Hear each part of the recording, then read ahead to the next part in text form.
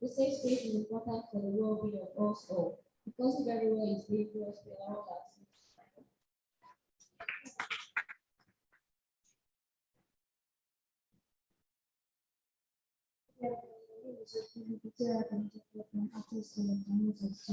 Safe space is important to keep a good and proud of generation of ladies moving.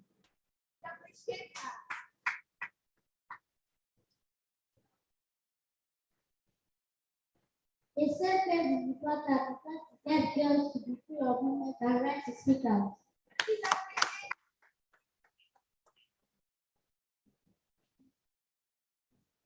Everyone, my name is Community Junior High School, GSS 3. The safe space is important for free interaction of girls and adults. I appreciate it. My name is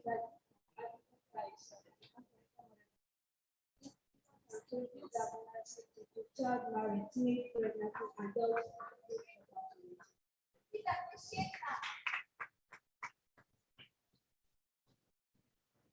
A wonderful morning to everyone present here. I am Juliet Mary Enola from the Common Grammar School Senior Water. A safe place is important because it helps in reduction of crime rates. Thank you. Personality before you initiate read out is by from Eagle Model Grammar School. A safe place to prevent teenagers from age 15 to 18 to be deflowered. My name is Lokola Romuturaya. I'm from my Middle School. Safe space is important to build adolescent girls' skill, bodily rights in order to stop teenage pregnancy.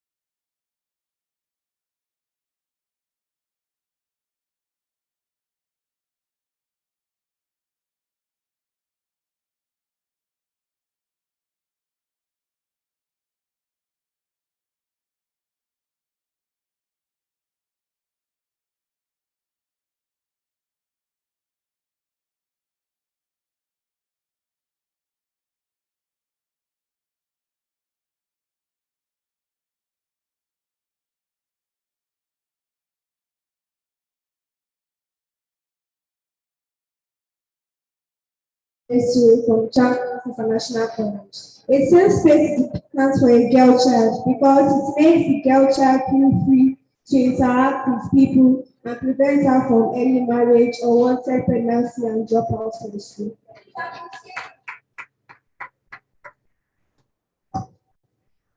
Good day, everyone. My name is Omoyede Fisayo from Eminence College, Jota. A safe space is important because it directs a girl child in the right path. Thank you. Good day, everyone. My name is Adeya Arua, MS College SS3. A safe space is important for the protection of our fundamental human rights and our stand in the country. Thank you.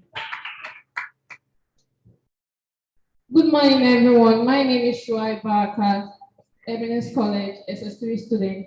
It is important because it gives girls the opportunity to exercise their rights without being intimidated or chastised.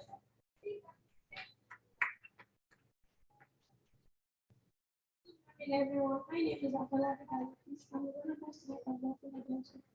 Self-space is important because it gives systemic discrimination abolition skills.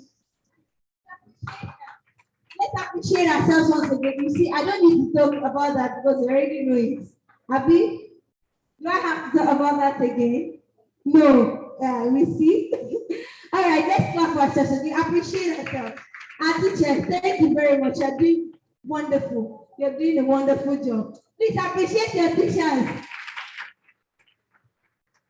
Yeah. So the next slide, please. Move to the next section.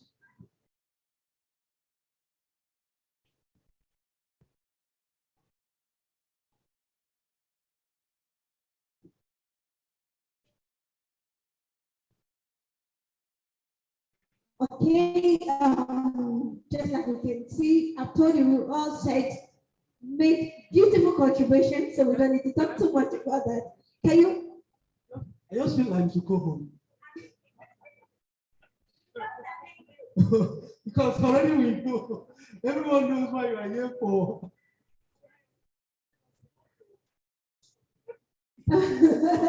All right, so all right. Yes. So it's actually better to wrap it up with a very short few words. It is not possible for a sad artist or an artist that is in fear to paint a beautiful picture. Exactly. Never. So, and that is why a safe space is important. Thank you very much. Please come here. All right. Globally creating a safe space in school has been one of the best ways to address the alarming rate of school dropouts among children, as they are able to receive timely and non-judgmental support, counseling, and care on the issues that affect them both in school and out home, such as teachers to students, sexual relationships, sex for marks, domestic violence, child marriage, incest, and child labor, as well as menstrual health energy, among others. In many communities in Nigeria, 2 field spaces are considered safe for adolescent girls, including schools. We have cases when teachers who are paid to train and nurture the students engage in illicit sexual relationships with the girls, the systemic discrimination adolescent girls face in context of patriarchal system increase their risk of harassment, violence in their households, schools, and communities at large. Then this cuts between a rock and a hard place as a result of gender-based inequality. Not only are they more likely to experience certain types of violence, such as child marriage, sexual violence, but they are also less likely to have the options to resources, power to live and an unsafe or violence violence situations. Okay, creating and managing safe space for girls. Basically, a campaign for girls safe space in school is an initiative that seeks to build adolescent girls agency, life and livelihood skills, bodily rights and autonomy in order to reduce their vulnerability to child marriage, teenage pregnancy, and girls' school dropout in Nigeria. The space also aims to provide a physical and emotionally supportive environment for girls to build their social networks among peers and trusted female mentors from their community. It will also serve as a vehicle for delivering various programs such as Bella by Choice, STEM Girls, Let Girls Lead, and Age Cares, which promotes sexual health and hygiene, adolescent sexual and reproductive health, leadership and inclusion, STEM education and careers, women to women counseling, support and care, among others, and offers an innovative way to build girls' access, agency, skills, bodily rights, and autonomy.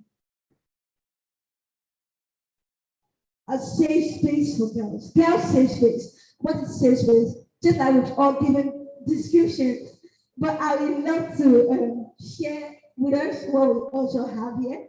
It's a dedicated place designed to offer timely support, care that is non-judgmental and free of bias, conflict, criticism, or potentially threatening actions, ideas, or conversations with strong safeguarding protection policies. Two, and then we have the do's and don'ts to be free from harm, the safe space, safe, the safe space, physical and virtual or hybrid event. Let's just say, just that we are having, some people are also connected virtually.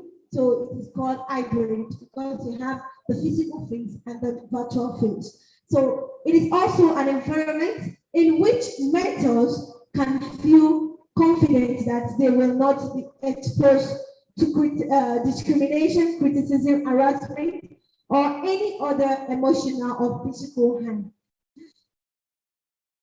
Overall, a lot of things have been going on lately that some, let's say, male teachers having sexual relationships in school with students. I know we are all good girls. Yes, let me use that. We are all good girls. And of course, I don't think any of us here is engaged in such.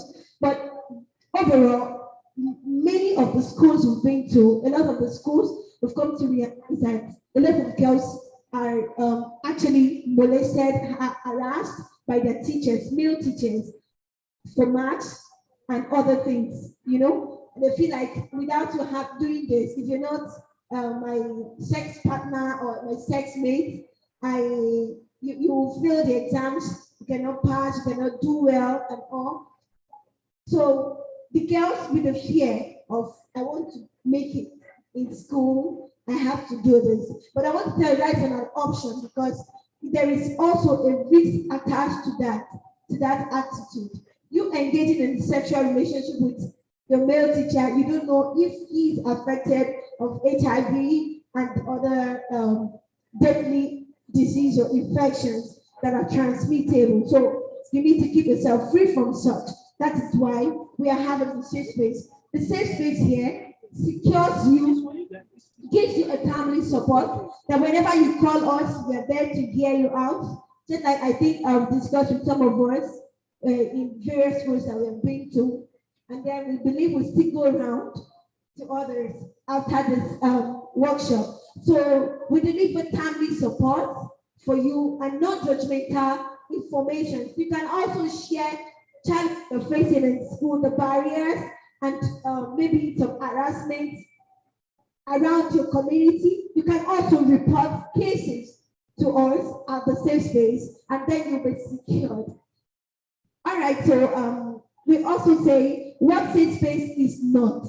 Safe space is not a school, but it's not also a place where a marketplace. It's not a marketplace. It's not a place where you be criticized. It's not an event center. It's not a religious center. It's not a community center.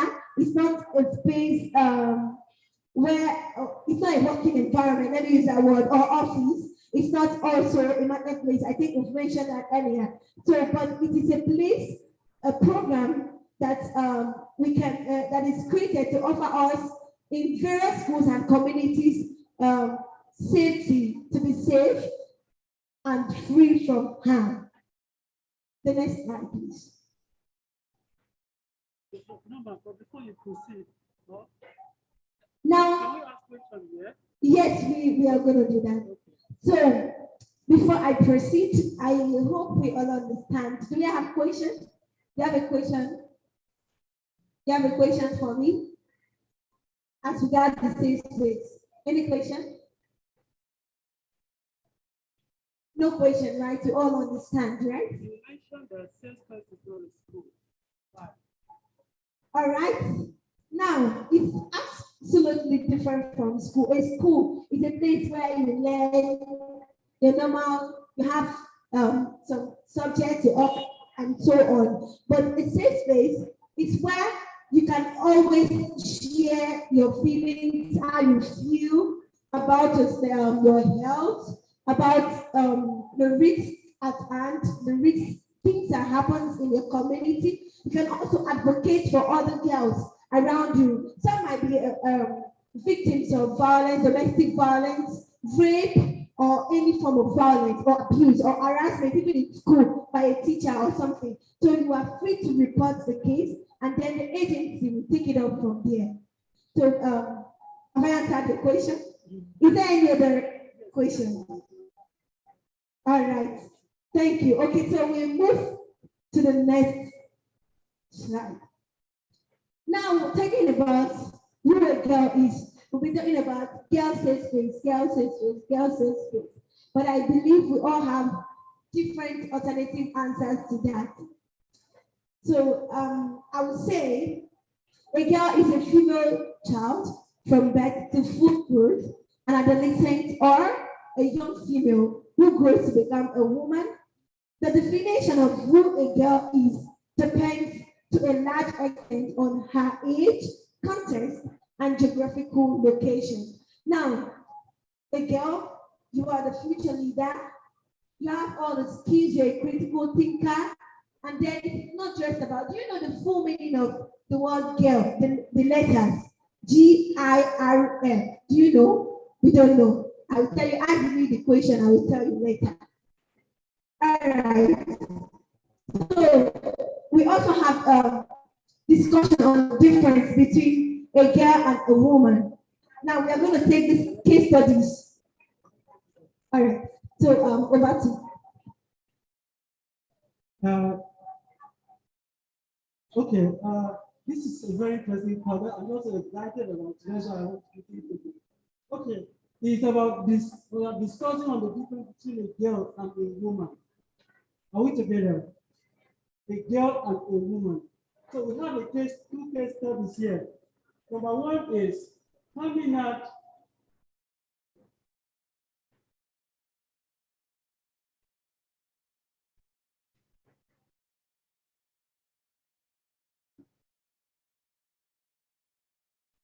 Okay.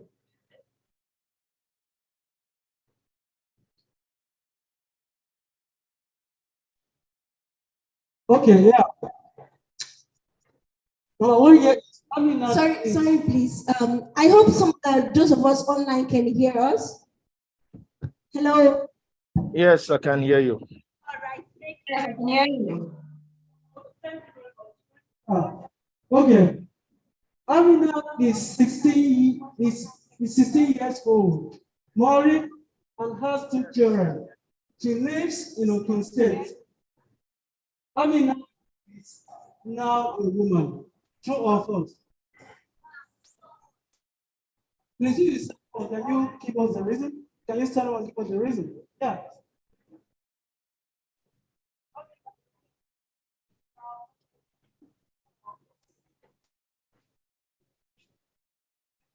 Because Aminat is not sister, because Aminat is 16 years old. That she's not a woman yet. The best that we can see that she's a woman is like 32, 33. But now, as you can see, Aminat is not a woman. Okay, please can we clap for her? Can we clap for her? She's a very good and intelligent student. But we are getting to that. I won't agree with her either. But before we come back to our case studies, we want to have a picture. A group picture, yeah. Okay. Just a little. Please, permission from the online team, please. Please, we are having a group picture, please. Resume back to the session. No problem. Okay, thank you.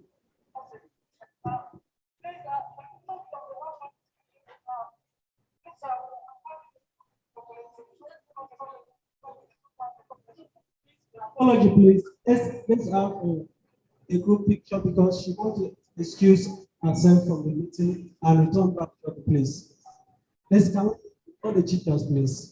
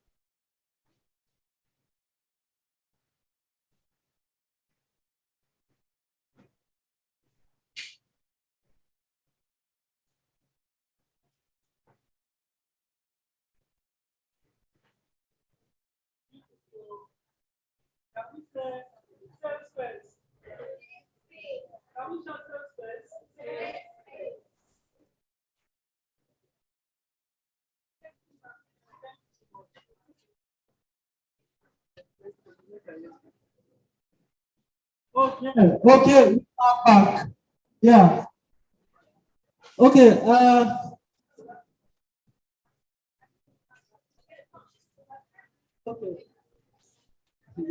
Okay, yeah. Now, please, who has a contrary opinion to what he said? You have a contrary opinion to that, right? Beautiful. I thought you're in my class. I told them. Please, can you come out and tell us why Aminat is not a girl? She said she's a girl, right? Now, tell us. Good morning, everyone. In my own opinion, Aminat is not yet a woman.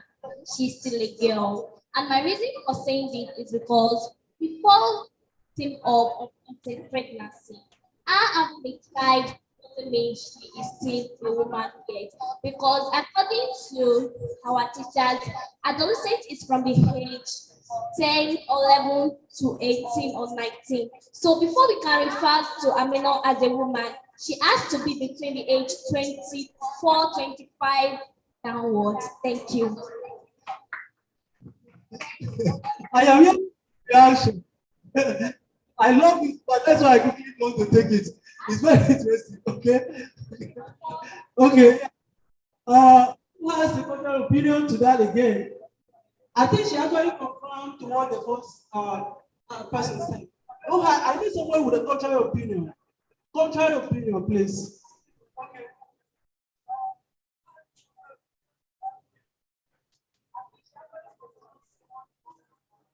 She's a woman because she has gone through the process of pregnancy, breastfeeding a child, and circumstances have made her a woman. Beautiful. Please, can we clap for her too? I know, I love beautiful thinker, even if it's wrong, right? I love when it comes that way. Okay, you want to say something, ma'am? Please sit down, stand there, ma'am. You can stand. Thank you. Before we can consider her to be a girl, a woman, we need to know who a woman is and who a girl is. We need to understand the meaning of those two words before we can say Amina is a woman or girl. Thank you so much, ma'am. Okay, now, in this context, please, can you go back to the previous slide that you took? The back slide, the slide before this slide. Beautiful. A girl is a girl trying from birth to growth, an adolescent or a young female to become a woman. The definition of who a girl is depends to a large extent on her age, context, and geographical location. Are we together? I will quickly explain the word context. I believe we all know what age is, but context may mean legal aspect of it or what the law says the person is. In Nigeria, for instance, an adult is considered to be, by the statute or by virtue of our national law, is considered to be age 18. Am I right? Once you are 18, you are an adult, yes or yes? I didn't give you the option of no. Well, I know you may say no. So, yes or yes, you are an adult once you are 18. Am I right? Beautiful. That is because that's what the law says, isn't it? But imagine the law says that you are an adult at age 16. Automatically, you are who? You are who? Beautiful. So now, this takes us back to our case study. I wanted to really understand. That's why I said I love this one. It's very interesting. I want to understand this. Why is this one?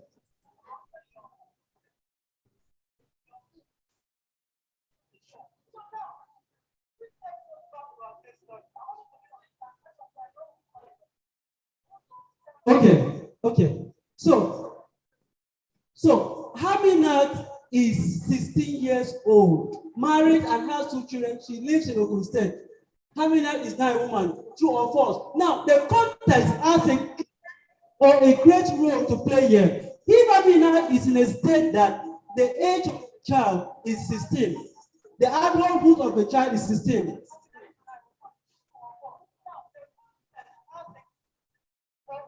If Aminat is in a state, for instance, in Ogun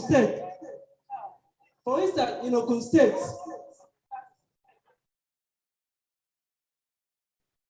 please, can I call you back in a meeting, please? Thank you. Okay, please, apologies for that, please. Okay, yeah. Haminat stays, this is where she stays, Ogun State. Now, in Ogun State, the adulthood of a child is 18. That's what the state law says. The child right in Ogun State is 16 years. Well, it's not 18, right? Apparently, I've cleaned my mouth. Okay, it's 18. Until you are 18, if you are below 18, you're a child. Once you're 18, you're an adult. Oh my God.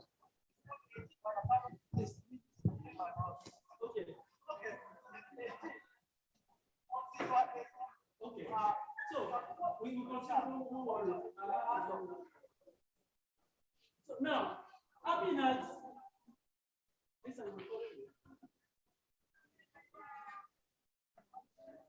Haminat stays in the state. By virtue of our staying in the state, irrespective of the the number of children she had at the stage she still a child. Because of the state laws made her a child. And of course, by virtue of the national law of the Child Rights Act 2010, she's a child. Okay? Now, if Aminat leave to the state, to another state, there are some states as we speak, the Child Rights Act or law of that state make you a child. Once place you an adult if you are 16. So I'm not going to mention some states, but there are some states like, okay, in the north and in the south. In the north and both north and south, there are some states that with your 16, you're only an adult. So if you are 16 and you stay in a qualified state, you are an adult. If you are 16 years old and you stay in a qualified state, you're only a woman. So that is why we bring in the word context.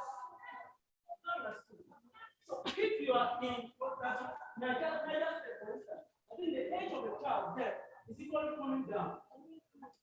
So the age of the child, I can't remember the exact figure, but I think it's below 18.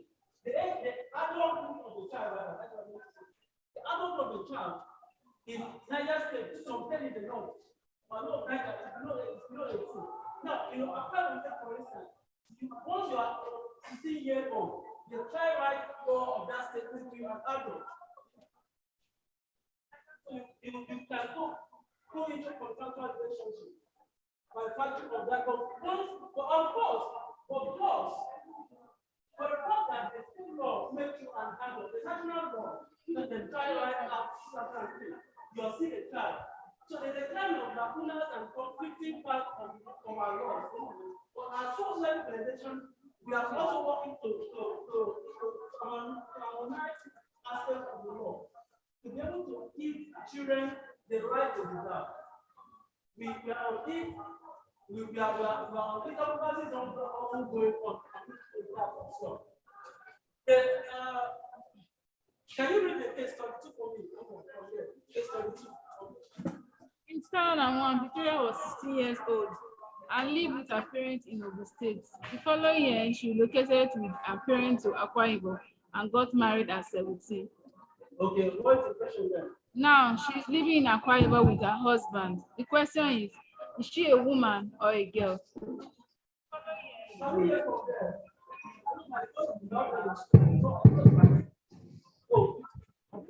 Oh, hi. Okay, yeah. Okay. So, can you read the question again, please? In 2021, Victoria was 16 years old and lived with her parents in Ogun State. The following year, she relocated with her parents to Akwa Ibom and got married at 17. Now, she's living in Akwa Ibom with her husband. The question is she a woman or a girl? Gives reasons for the answer. Okay, we can answer that. We can try that for us. If you don't get the question clear, can we read it? Huh? Okay, please come on. If you have anything to say.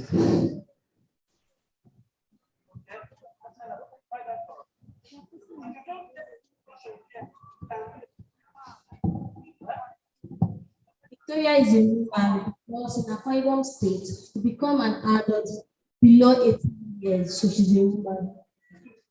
Can we put our hands together for her?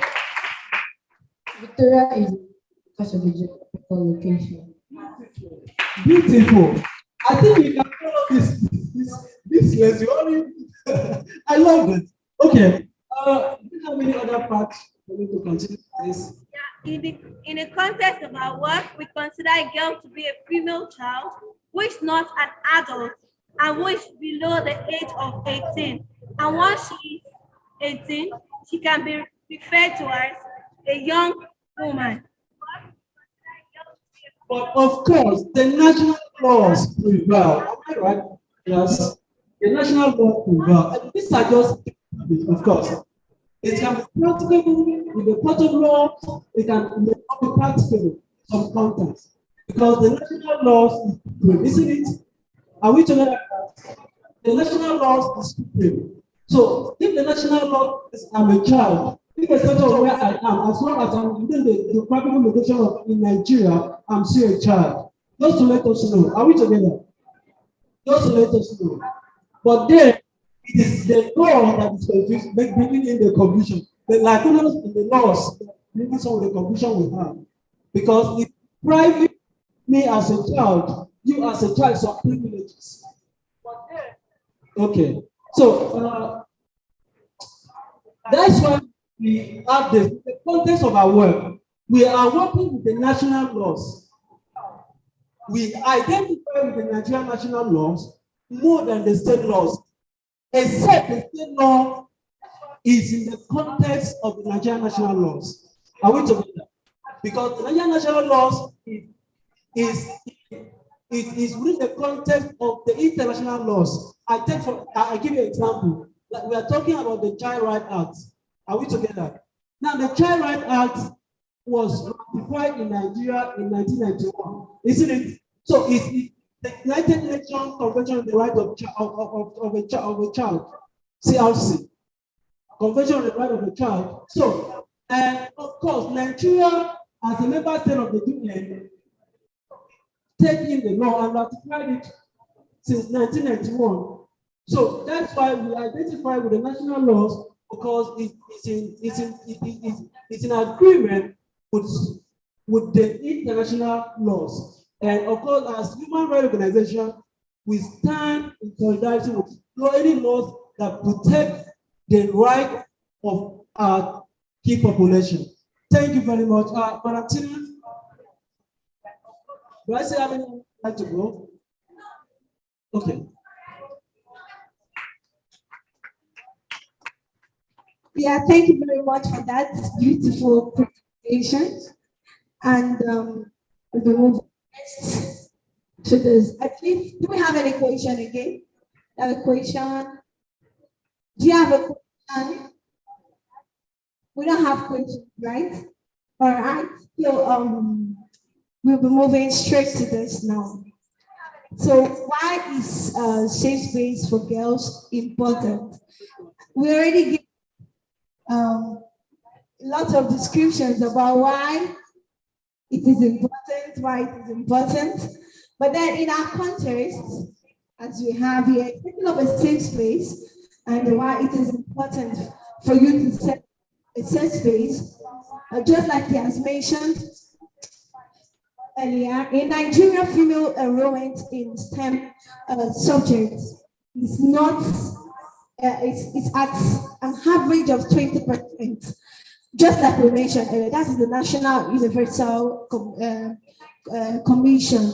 That is what it states. One of the major causes of gender divided in STEM education is a lack of safe learning environment. So that is why we are organizing this. So once you have a safe learning environment, you can explore. Because just like people say, science is not a place you go to play. It's not. But it's a place of it's a place where you'll find critical thinkers, those that think behind bars. That is why they make research and all. Okay, so yeah, it's to create a secure and supportive atmosphere where girls may learn new skills, including STEM and negotiating, as well as financial literacy, career management, menstrual hygiene management, and then the risk of child marriage and early motherhood. Now, below you can see females from 3/4 of disabled people in Nigeria, between 25% and 70% of these females live in rural areas. Now, a lot of girls that live in rural areas are not exposed to civilization because, let's say, because of the environment, educational environment, where they live, and then, of course, they are not the one that took themselves there. So because they are born there, they have to live that. And then a lot of them that are disabled, it's even worse. Most of them that are disabled do not even have opportunity to even see the forwards of education. talk more, even mingling with their peers. Some of them, because they are disabled, their parents cannot even sit down with them like this. They feel this person, some of them have physical challenges, some they have the emotional challenge, and then they also bring challenges to find themselves. They are found wanting, yes, they are isolated from others. So, and then they cannot take up any career in STEM or and all. So it is important for all of us as girls to know and see reasons why you need to enroll in STEM. A lot of us are running, especially for mathematics. For me, I hate mathematics. I hate mathematics, so it is not supposed to be so. So we need to build up ourselves. That is why the safe space is here for you in that area. But there are more like to enter a STEM field or pursue STEM profession because they have faced distinctive challenges among others. I think I already mentioned that. Then there are no diversity in STEM careers, even the increasing demand for technology professionals. Out there, we have come to an world whereby it's a global world where everything is done with technology or replace the phones we use for phone calls and everything. But then there are people that make all those things work. So if I want to tell you that out of all these people that occupy space positions, careers, take up professions in STEM, we only have just 30% of them that are females. And that is the most reason why we girls need to be involved in this. So now, why safe space for girls important? Two, we say educating girls and inspiring them to take an active role in improving society. We all are have a lot to offer in our society, in our community today. We girls are the ones to become the researchers of tomorrow, the engineers, female gynecologists, and then a lot more. So we need to do this. We need to take part. It is very important because in your you being well represented, of course, you will heard. It's part of it being voiced out. Okay, so three, we have the safeguarding right of girls with disabilities and promote child protection policies, schools and at home. Girls with disabilities and children with intellectual disabilities are particularly vulnerable to exploitation and violence, including sexual violence. That is the quote of the UNESCO. So we also have to end girls' school dropout and increase the enrollment and completion of studies. It is very important. We have a lot of us, I believe of us have seen some of our, you can see a girl on the street ordering pure water in the morning when you're coming to school with your school bag, well dressed. A lot of them, it's not because they are happy about it, but because of the environment they find themselves and have such opportunity as so we, this space provides that forum where all of them can also participate and learn new things, skills, and things. Next slide, please. To build girls' safety and safe entry points for services and access to life-saving information. Wow. Now, this gives you opportunity to access all the life-saving information on in terms of mental hygiene, your health, well-being, and a lot more. So you have the information that will guide you through the process. So from here, I will hang it up from here. So over to you, Ellie. She'll be taking us on the guiding principles. Thank you. Good afternoon, everyone. So right before me, I'll be taking you guys, especially those of us that would like to be a mentor, an advocate, a parent, an individual, or as a partner. So the guiding principles for establishing a safe space. Number one is what safe and what accessible. That is where you want to establish a safe space. The place must be easily accessible for students, for the girls and for the what? Women. That is, if they can easily what locate the place, it will not be an hidden place. So whenever they are going, they people to have what enough transport that what take them there. So she make sure that the place is what easily what accessible. Number two, we have leadership and empowerment of rights. He said a safe space should be girl-led and offer an inclusive and empowering environment for them. Girls should be included in project planning. That is, as a mentor, as an advocate, as a partner. If you want to take the steps in establishing a safe space, seek for the opinions of the girls too. We understand that you should not just take decision of our own. Let them also know what you are trying to do. Let them become part of your what decision. Let them become part of your what leadership what experience. It says number three, community involvement. So why the safe space should be a space meant for and run by guests. Each sustainability will require the input and support of many what stakeholders. The husband, parents, and community leaders have a lot of over the ability of guests to participate in the programs or not. As a safe space mentor and an advocate, if you want to establish a safe space for guests, those in our community are also part of our decision. That is, carry them along with what they are doing. As a parent, maybe somebody wants to establish a safe space. They say, no, my child cannot go there. No, so let the parents carry them along, whatever what you are doing, and those in the world stakeholders. And number four, we have coordinated and multi-sectoral. The safe space should be taken into consideration the very needs and experience of girls. That is, when establishing them, ask for the girls' experience. Like most of these teenagers, they are more experienced than us. You start asking them some questions. Even what people do not know, they know it's more than us. So what ask for their what experiences whenever what we are establishing what safe space. Number five, a safe space should be inviting enough for what adolescents get to feel welcome and what engaged. Let them feel welcome. So that okay, this space is for me. Let them feel welcome. Let them feel belong. Whatever what we are establishing, that whatever they have upstairs, they can be able to what relate it to us.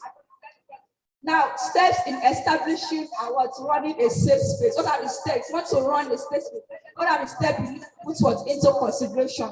We have initial assessments. The first step is to gather basic information.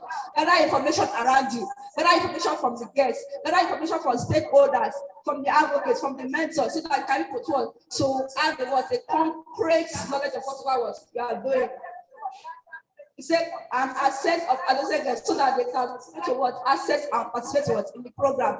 A full assessment may be possible at the access of the space.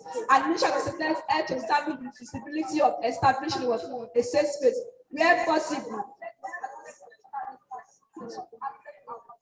When possible, at the onset of the space, an initial assessment help to establish the feasibility of establishing a safe space where possible. Questions related to adolescent girls' safe space should be addressed through coordinated interagency assessment within or around cluster and sectors. Like I have said earlier, when you want to run a safe space, gather information from these people, from these adolescent girls. They are more experienced than us. Let them feel along. Are we together?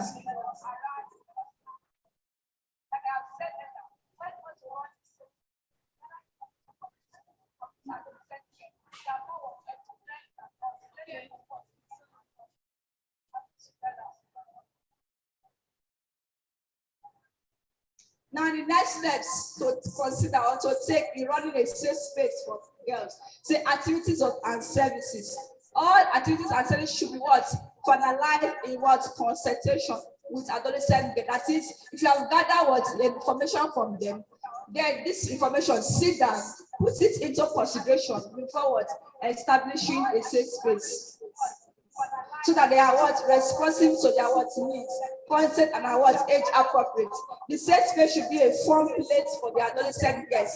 That is, let them feel welcome, let it be fun for them. Let them have the mindset of, okay, yes, I belong to this place. Let them have the mind to share their experience, so that they will not be feeling like, okay, if I say this now, they will need to make fun of me. No. And then let the place be a fun place that people want to participate. Now, the last one, which is number 3, monitoring and evaluation.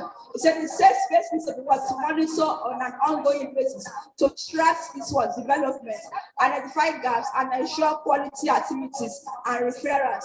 Monitoring the safety of the safe space is also an important consideration. That is, whatever you have gathered whatever something that needs to grow must monitor. If you do not monitor a business, it will not grow, isn't it? So if you want the system to continue functioning, you must monitor it. And in everything you evaluate, so this that I'm doing, is it impacting to them or not? So try to evaluate your results. Thank you for your attention. Enjoy the rest of the day.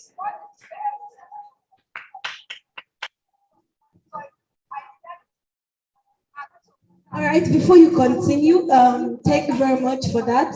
I don't know, are people online? I hope you're still with us. Hello. Hello. You. All right. Okay, so we'll still be going to the next part. And how will your safe space be run? So still take up on that.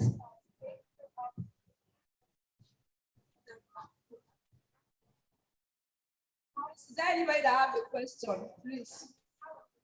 Concerning what you have planned so far, is there any questions? Okay, please, questions. My name is Diane. I'm in. My question: what's the full girl? GIR. Don't worry, she'll get back to you on that. She said she'll remind her. Understand? So she'll give you the full meaning of the girl.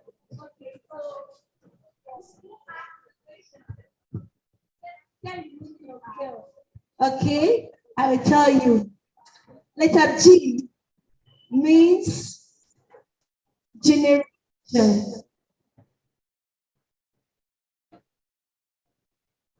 Letter I is intelligent.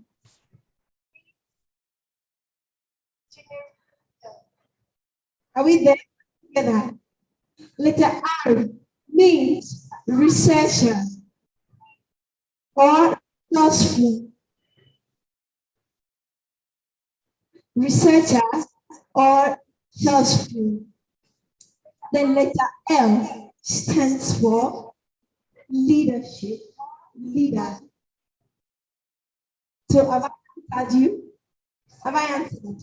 All right. So, okay, that's what you represent in society.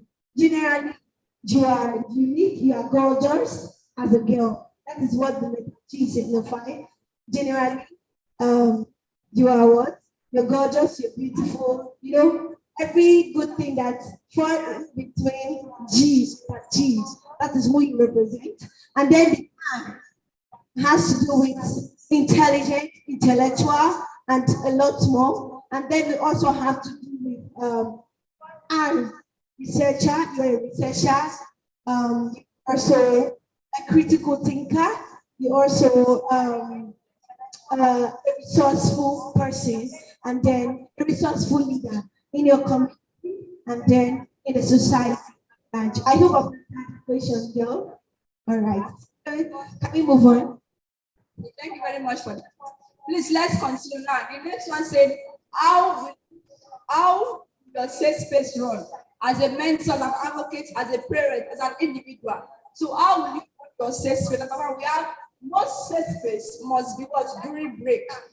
That is when you are running into it must be what during break, after school, or according to the what school schedule. It must run it for during break. That is that 30 minutes when there is break. Run not during when the school activities is on. Run it during break or after school, or according to what school schedule. Number two said you have to decide how long each session will last. Most sessions in safe space last between 35 and what?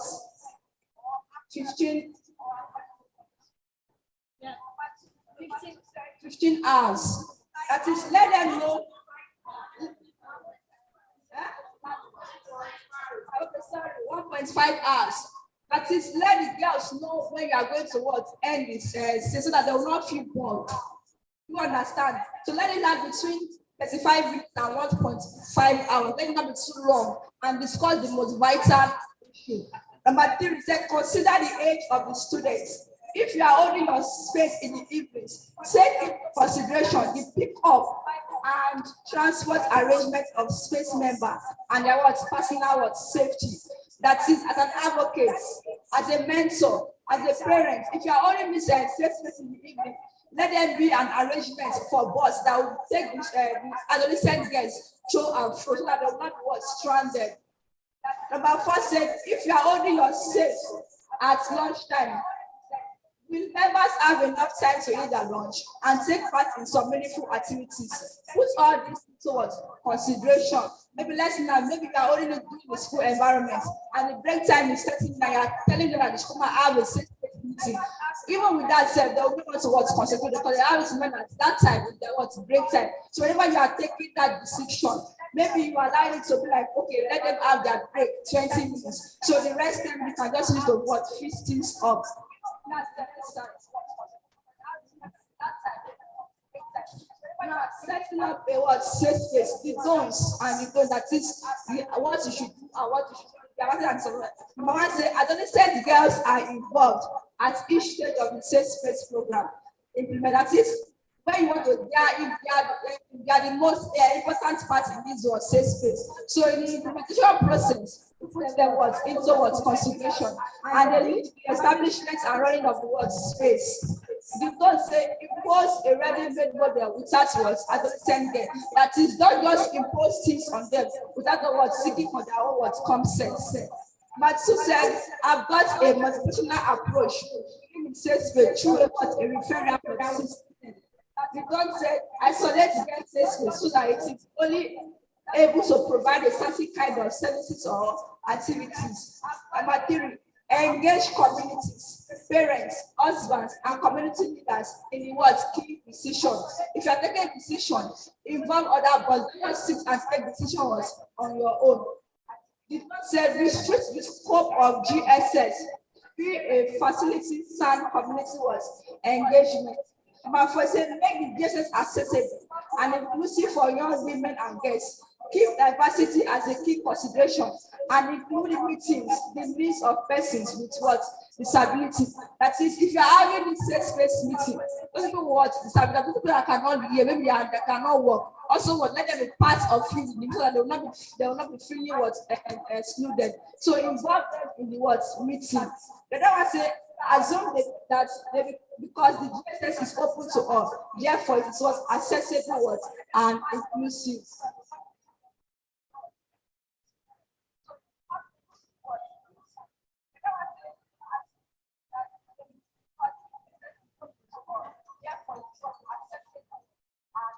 The last one is ensure that all staffs and volunteers understand and adhere to an appropriate code of conduct. That is, establishing this safe space, there must be a code of conduct so that you know what you are doing. Like there's always a code of conduct that guides the rules and regulation of the people.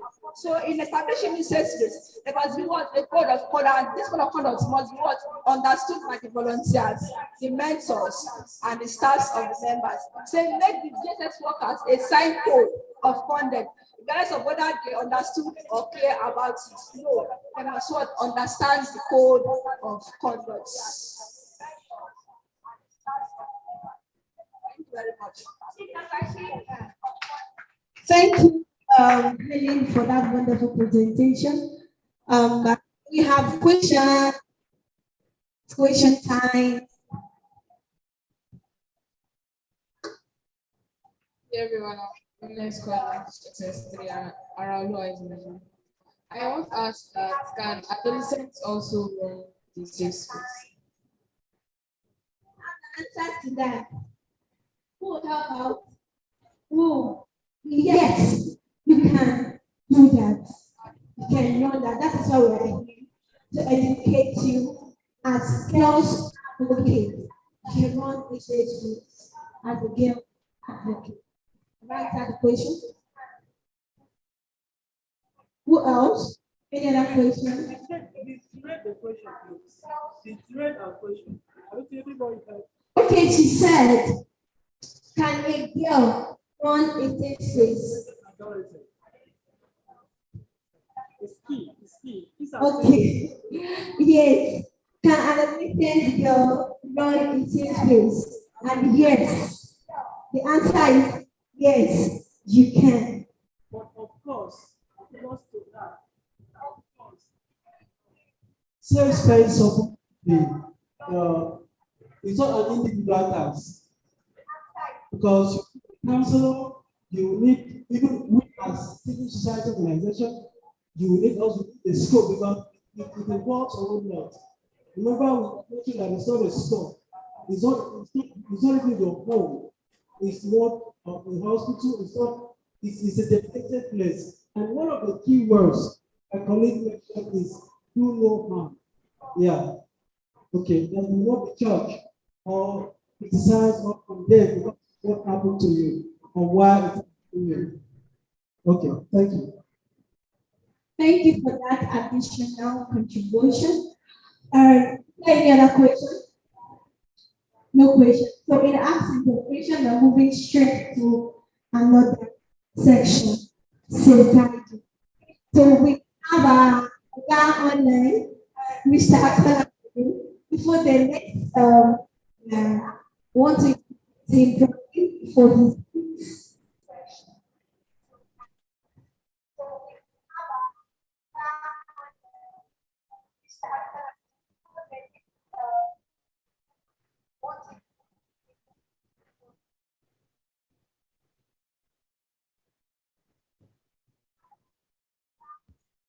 yeah, thank you. So as we have Mr. Kolawale Noimla is a national coordinator and is of the senior program officer at I think I mentioned to before we have shared there before, Child and Youth Protection Foundation.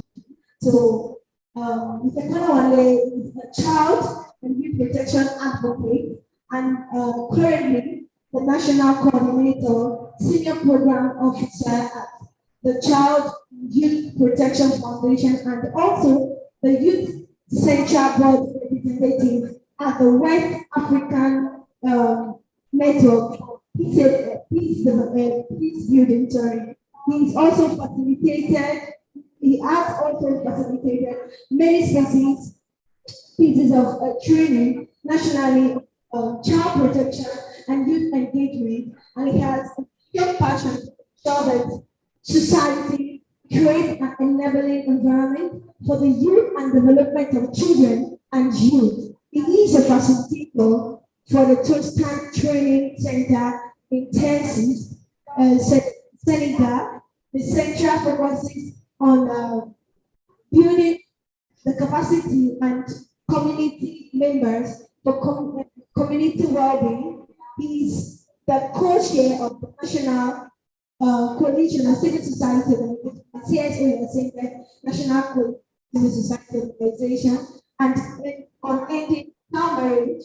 He is also a member of some national committees that focuses on child labor, child rights, and then child marriage. He is a coordinated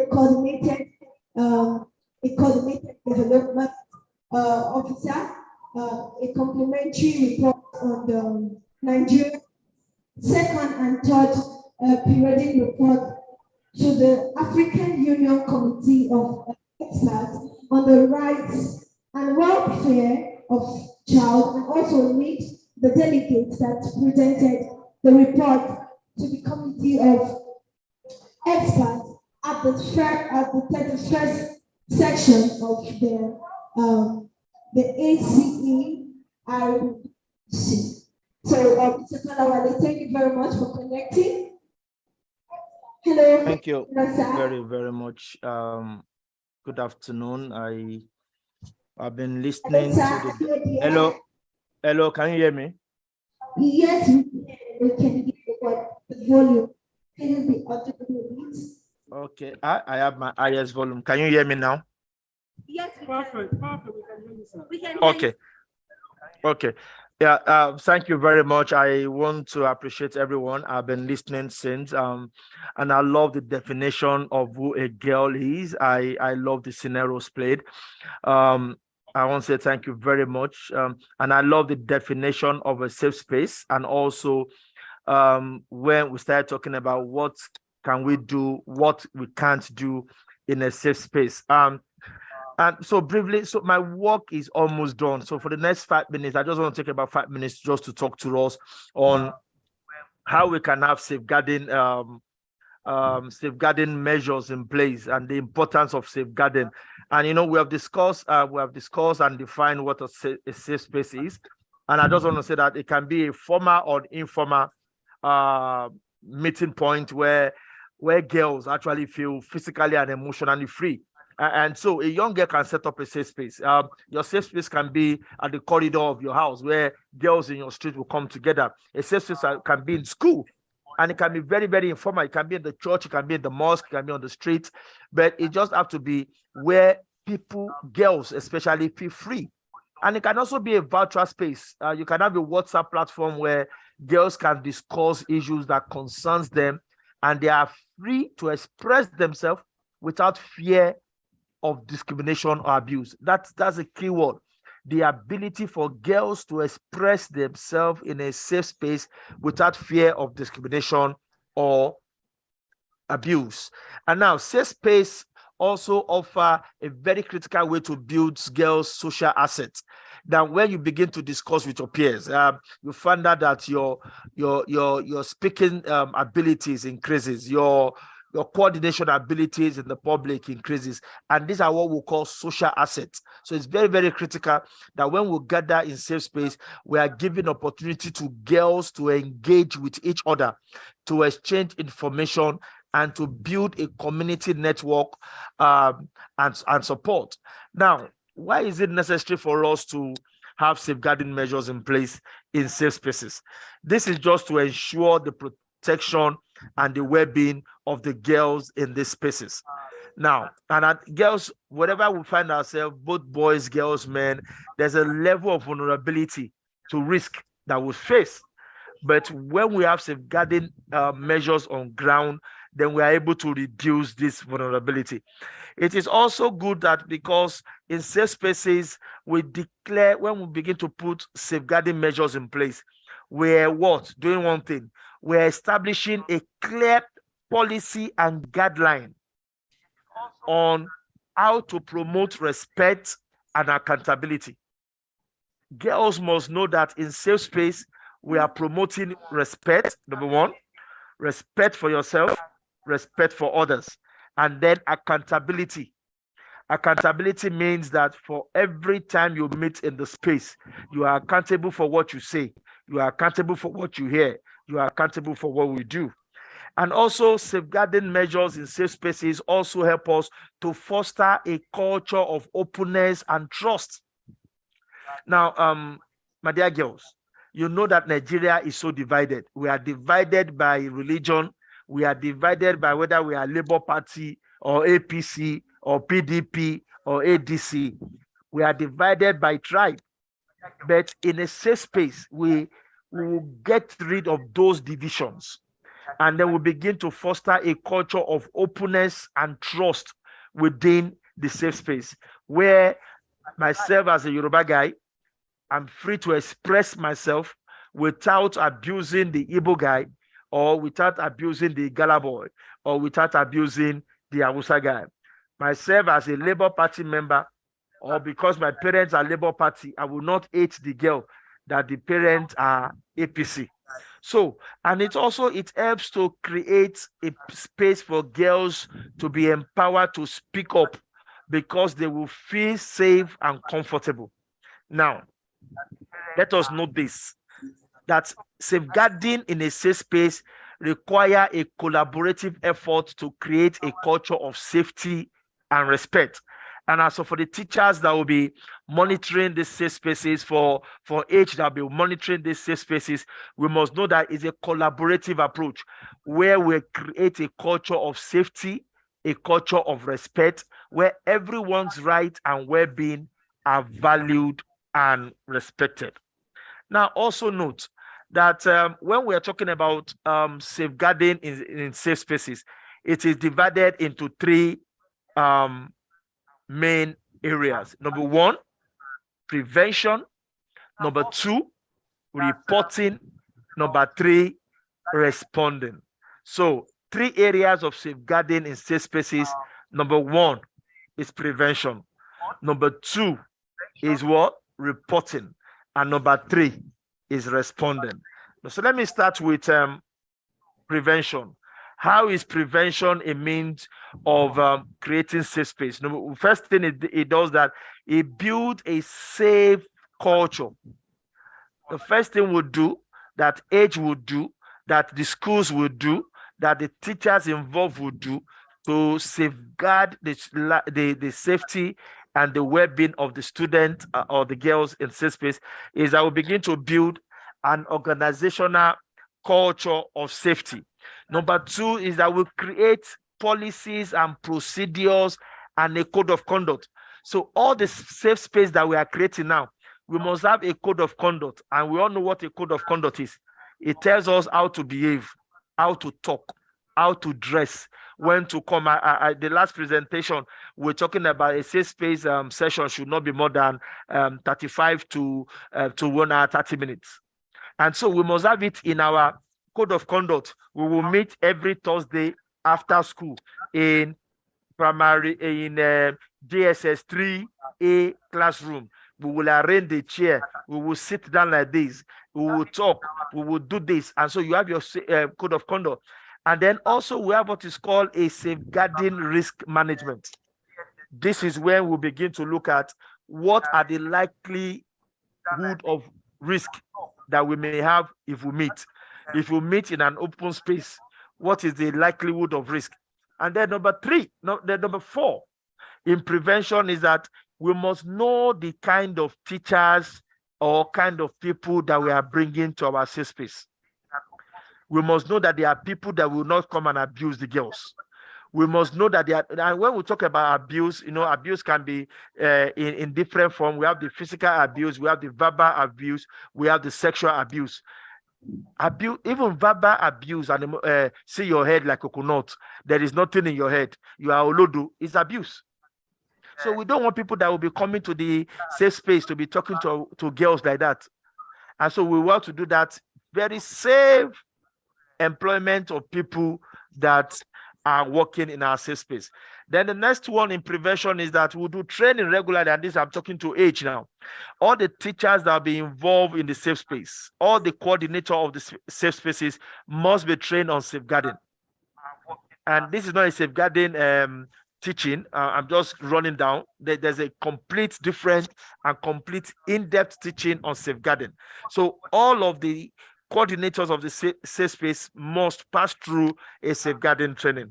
And then also we must begin to look at the design of our program with the community people in mind. Because we are meeting after school, the gate men, the security men, the people around should know that there's a meeting on safe spaces for girls, so that they will also be able to protect our girls when they leave, because after school, many people will have left. So the community members, the school janitor, the school gatesman, the school principal, the people around must know that this is a gathering of girls in the safe space. And also we must ensure that we get the consent of people before we share their story. Those are prevention. Now, let me go to the second aspect as I begin to round up, and that is talking about reporting. Yeah, sometimes I will do everything to prevent these things and something still happen. So in a safe space, in safeguarding, we must create a system for all the teachers and the students involved to report abuse to the responsible organization. So if anything is happening in your safe space, there must be a channel in which you report to H. There must be a channel in which you report to the principal. There must be a channel in which you report to the counselor. Number 2 is that we are creating a community-based complaint mechanism where even if the principal is saying something, you know who to report to. The reason why we must take reporting of incidents in safe space very seriously is because when something happens and we don't report to the appropriate quarters, we will destroy the safe space. We will destroy the safe space, and it's not too good. And then lastly is the way we respond. For every form of abuse, For every form of incident that occur in a safe space, we must be able to respond within the first 12 hours. We must not delay. We are going to report in the next 30, 40 minutes. No, we must report immediately. And then we must also begin to build a capacity on how to of the staff to investigate these cases so that the appropriate measures can be taken place. My dear ladies in the house, a safe space should be safe at all times. And putting these safeguarding measures to prevent, to report, and to respond is very, very critical. So that whenever we sit in our safe space, it will be free for all of us to be able to start and do what we're supposed to do, and nobody is feeling judged or whatever. I want to say thank you for giving me the opportunity to be here. I have another meeting that will be starting in the next 15 minutes that I need to join, but I've enjoyed every bit of this workshop. And I hope, like I was saying to Solomon, I hope one of these days I'll be able to come down from Abuja to Ogun State, at least to visit the schools and then to see you girls physically. Thank you very much, and God bless you. Thank you so much, sir. You will definitely come, sir. We will bring you down, sir, to see what the impact that you have been making so far, even while you're looking at them. We definitely have to do that. We have done a lot to the coalition and to the organization and to the girls here present. We want to say thank you once again, sir. Thank you so much, and more praise, sir.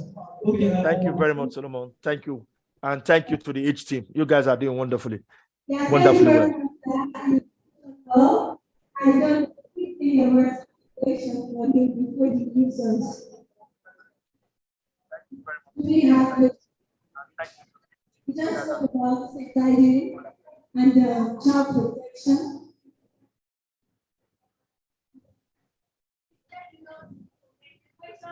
So there's a question for you, sir. Please stand by. Okay. Yes, sir. You know, like, concentrate more on the responding top part of areas society. Please, sir, I can't hear properly. Maybe somebody should just paraphrase a question so that I can answer.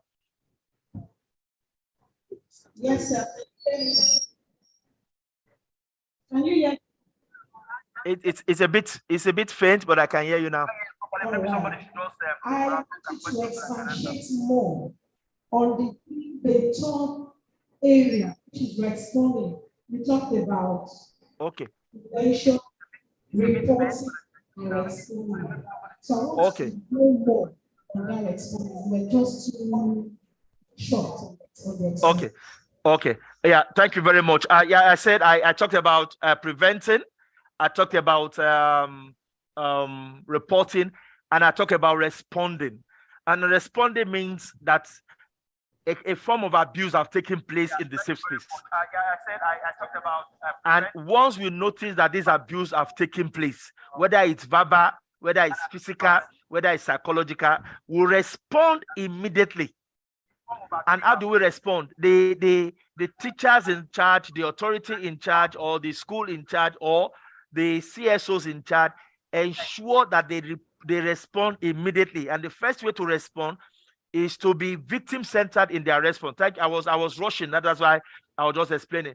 First is to ensure that their response is victim-centered. That is, no matter how you respond, you are not victimizing the victim again. Number two is to not take for granted the incident. That's another way to respond. You don't take for granted the incident of abuse that have taken place in the safe space. And sometimes this abuse must have happened because of one neglect or the other. You respond to that neglect. You ensure that you remove that neglect so that that kind of abuse does not continue. If that abuse has happened because safeguarding is talking to the people in charge, if that's abuse happened by a staff or an adult in the safe space, the way to respond is to first of all remove that, and it's confirmed that that thing happened, is to remove that adult from that safe space. And then I talked about investigation. This is when an abuse in the safe space has gone beyond just verbal. Maybe physical torture occurred, or a student was slapped or beaten, or sexual abuse have taken place. Once you find out that, and you know that the issue of sexual abuse is a crime against the state, and so once you have established that, you ensure that the proper investigation is done by the government agency that is responsible for it. So if such abuse occurs in a safe space in your school, the first thing is to report to the principal, that is the authority in the school, that now reports to the board. Excuse me. And then the board will now see whether they report to the police or to NAPTIP or to the ministry. So those are the thing in responding, because many a times when abuses occurs, the way we respond will either stop the abuse, and then the board will now see whether they report to the police or make the abuse to continue. So that is the explanation on that. I hope I answered your question, ma. Yes, sir. Don't justice to that, sir. Thanks so much, sir. Thank you. Thank you. I think for those that have further questions, we will send them down to the because we already have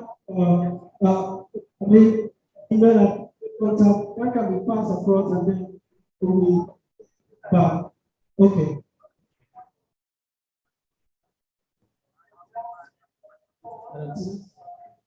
All right, thank you very much, Sarah.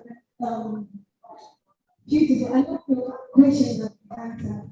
Please, if you have a question, just write on a sheet of paper with your email and telephone number if you want to send it directly to you answers to this sheet. Thank you. So we'll move to the next.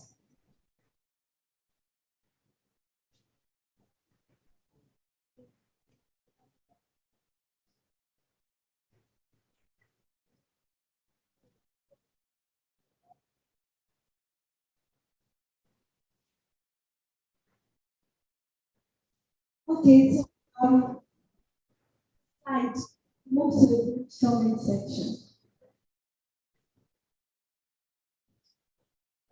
Colleagues, you will help me to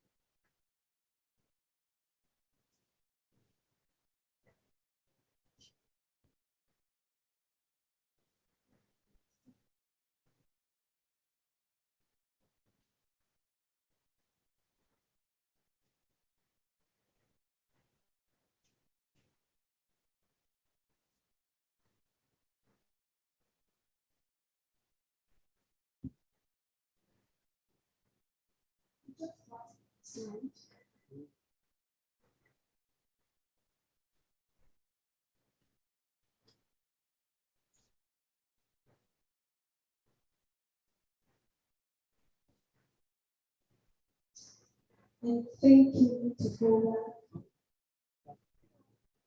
Not this. Okay.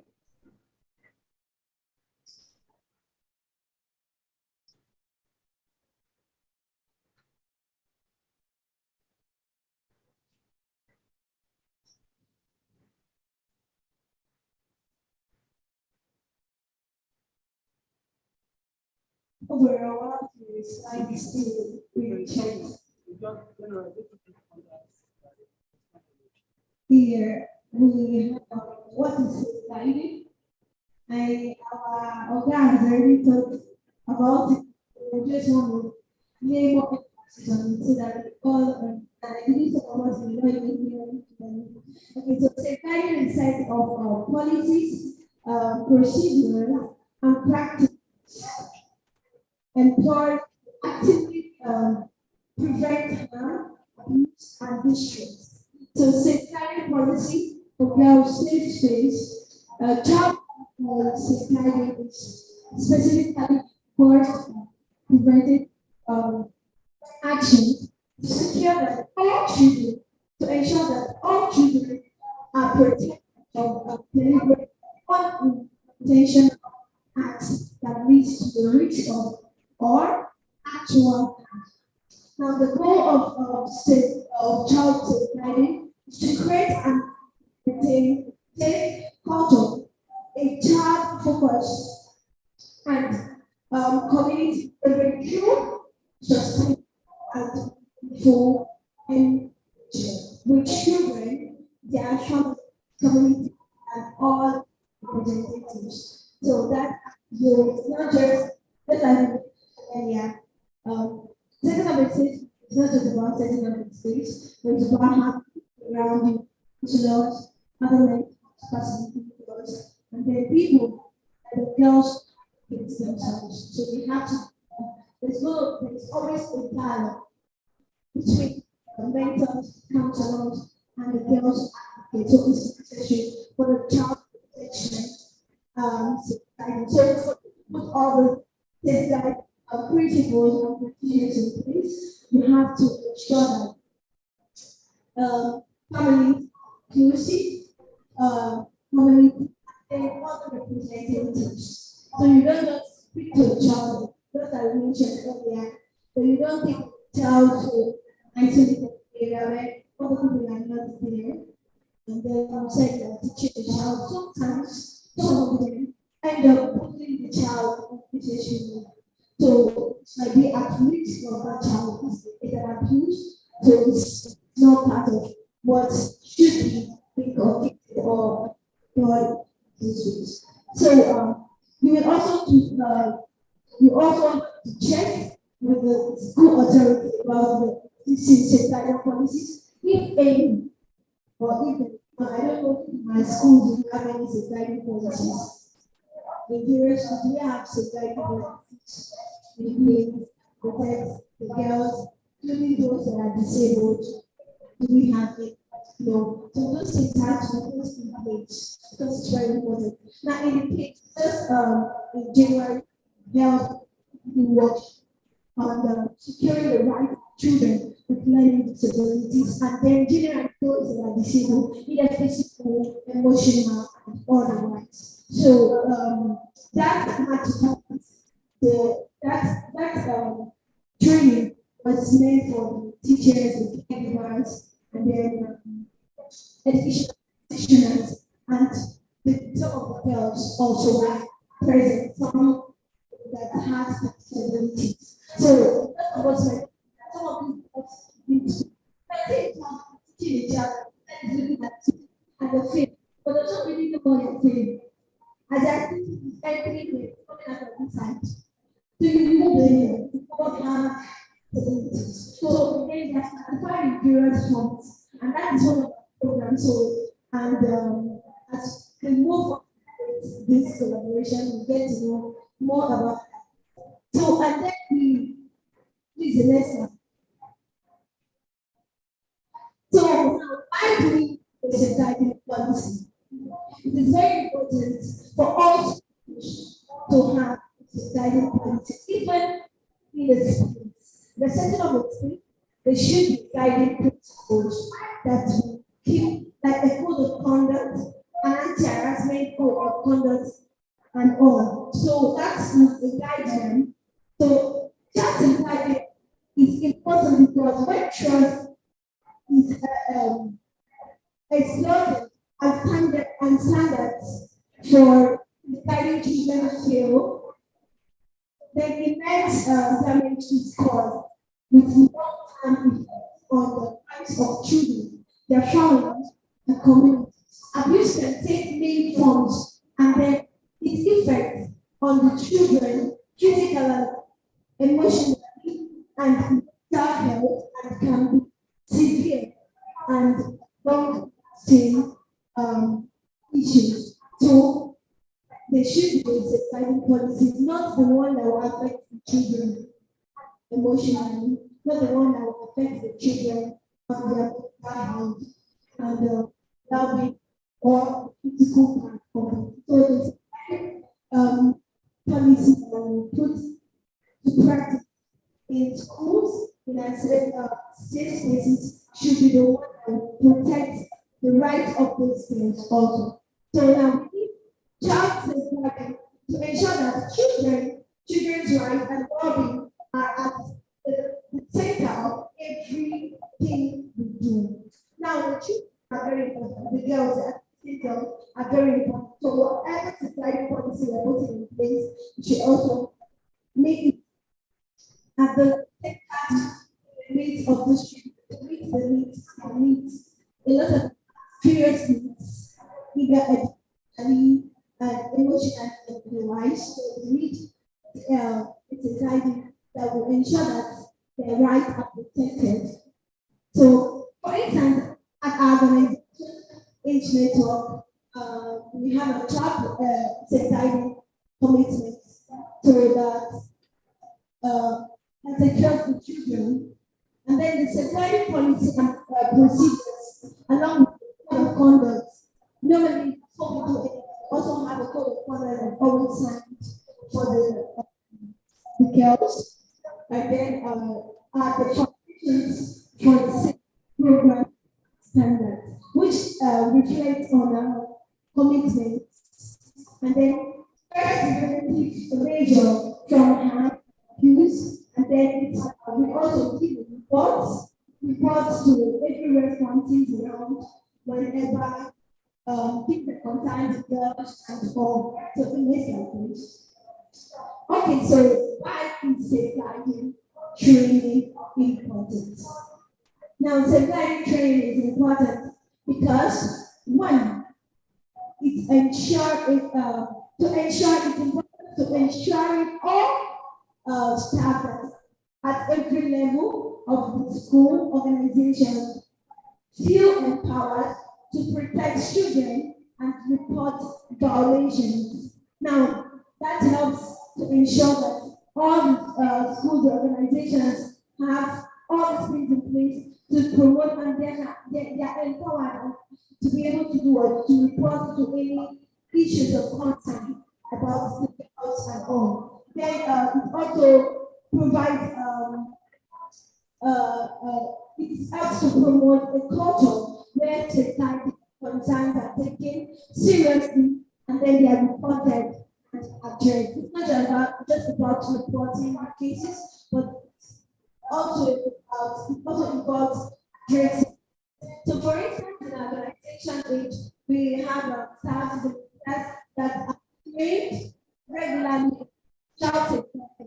So, we have a zero tolerance to policy for child abuse. We take all of violations and all very serious reports, action upon. Next slide.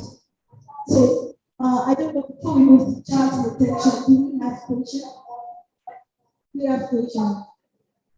No questions. So, on child protection, the child protection policy is of several components, all with the goal of keeping children and youth safe, including agency-specific child protocols, guidelines for reporting incidents, and the test for preventing abuse. Child safety, child protection in school. Now, what is child safety and child protection in school? A child protection safety in school is about making your school organization safe for children. That is what it's about. Now, the child safety guidance refers to a set of policies, procedures, and practices employed to make an environment for all children, and it's aimed to do no harm to children in the course of working with or for them. You're working with them or for them. It has no harm to them. Now, child protection is a goal on the focuses on securing children against any form of abuse, attack, and then exploitation, about adoption, harm, and etc. So there are many more that may be perpetrated by someone who is not a member of the school. Sometimes those violations happen. People that are not even a member of the school or not even a member of the school club, the safe space and all. So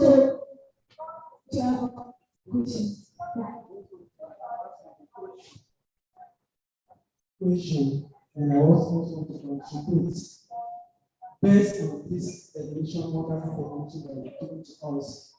Just to let us know, safeguarding and protection are two different things. Okay, and why safeguarding has to do with you not having the child involved? Protection has to do with preventing the child from but what actually differentiates the two of them is this. So, for instance, in a school action the right of the child for the context of safeguarding. But an outsider coming to harm the child falls within the context of protection. I wonder if that is communicated. Thank you so much, Valentina. And just All right, so done with this. Yes, I explained that already. Now, child safeguarding and child protection in school. Now, we have this case studies for grade 2. So, you help us here. Hello.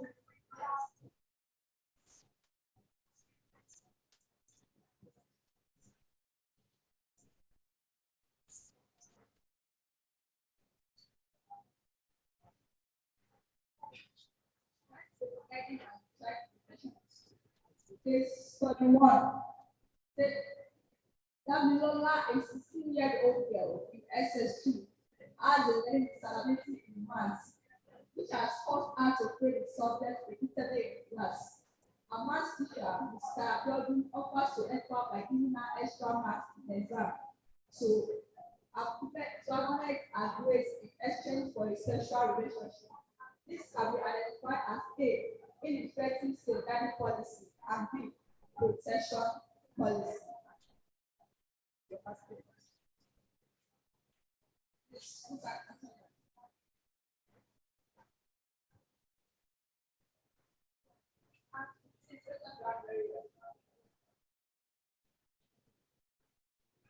question.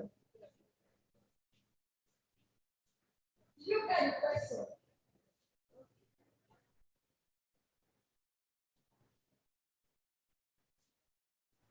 The answer is A, ineffective safeguarding policy. Very much. You said the answer is A. What's the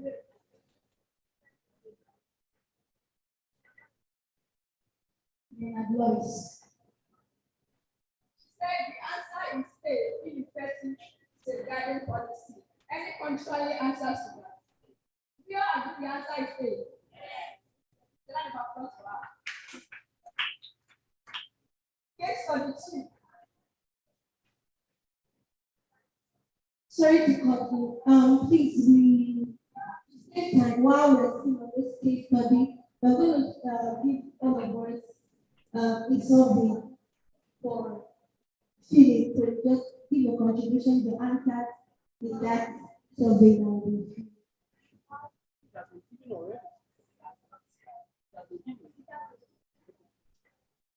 Case 42, please say Victoria and SS2. Wait, ma. Yes, she has answered, and all of them are the same answer. Case 42. Victoria and SS2 grade in mathematics suddenly dropped beyond expectation. Our math teacher, Mr. Ayo, has talked to us severally, yet no improvement. He then reported the issue to school authority, and Victoria was referred to the first state counselor. It was discovered Victoria's parents has been fighting every night, making the unsafe for her child, and this has affected her concentration in school. This can be identified as A, safeguarding policy, B, protection policy. Who's answering?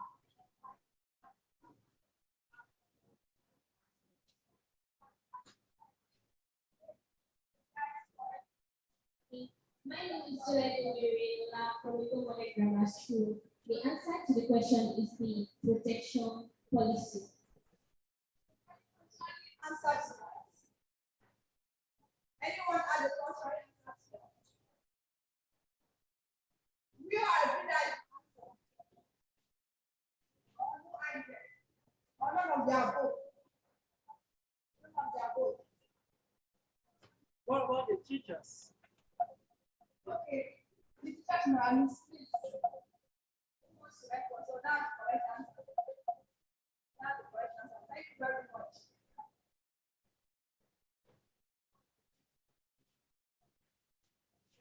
There's no policy at all. It's just a question. There's no the options that I don't want.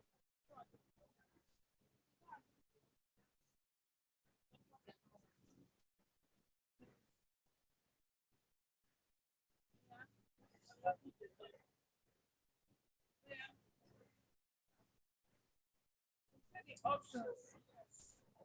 One has lost policy, but there's no policy. There's no policy at all. They have not provided any solutions. Okay, there's no answer. So we have the contrary answer to this. I said this case 42 that there is no solution to our problem yet. So that one of the teacher raised. I always like when it's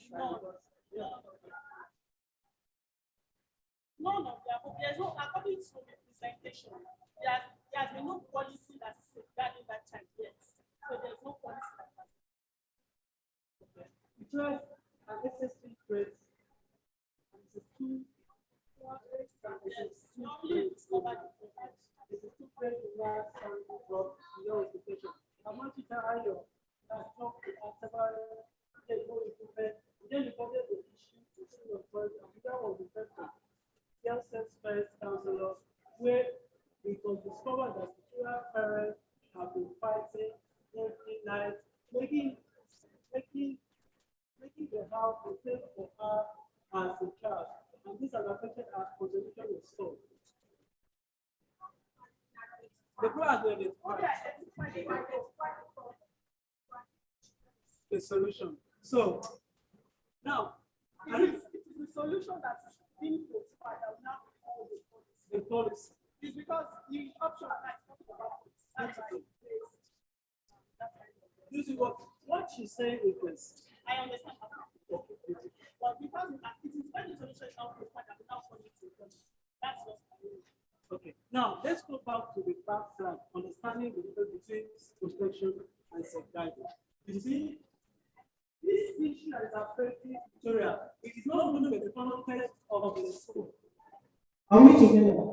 What Kiki is suffering now is not emanated from the school. Kiki is not being taken advantage of. Kiki is having issue because at home there's a problem. So it falls within the context of protection.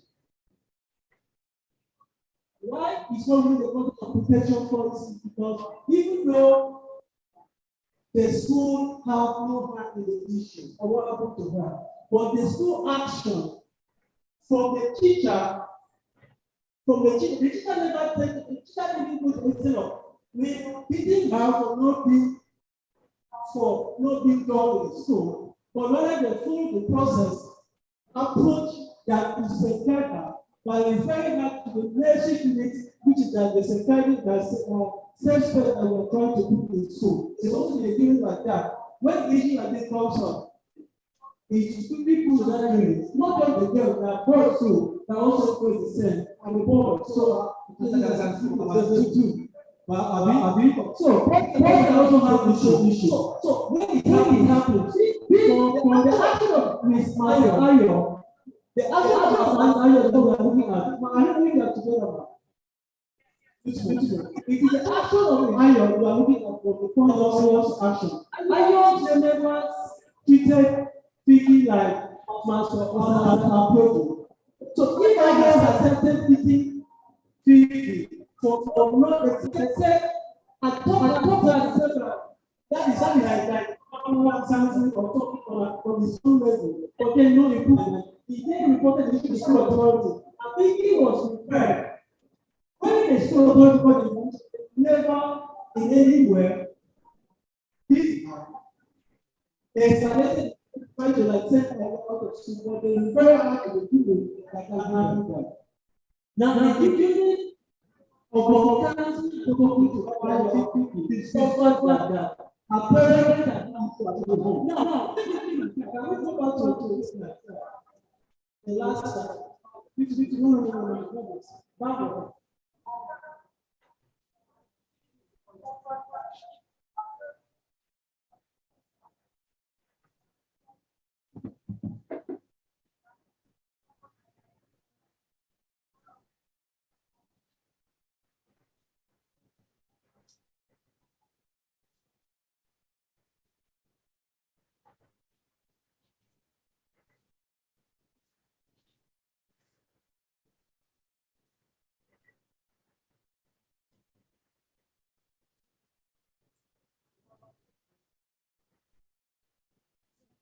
no.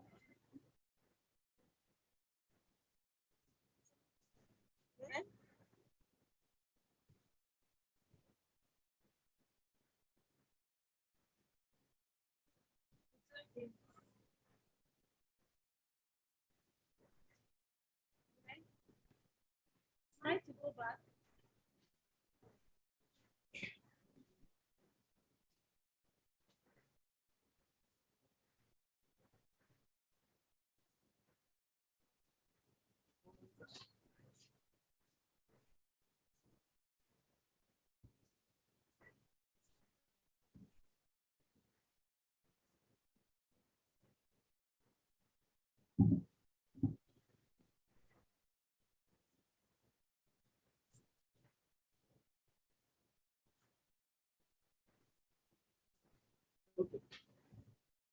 Okay, here we are.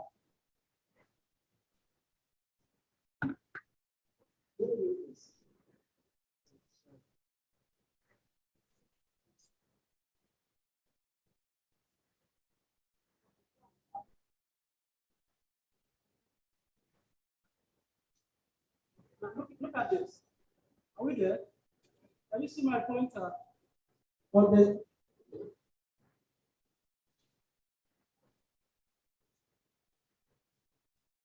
protection is on the other hand focused on securing against a scandal perpetrated by someone who is not a member of the place or a school. So as we say here now, what is all of us in this place, what is binding us is safeguarding. If you decide to allow dog to enter this place or fire to come out, you have come within the context of safeguarding. Because of the situation we have now. Are we together? So, but if someone else as a something happened as a report, that has to do with protection. If you are not able to follow them, they get to their houses.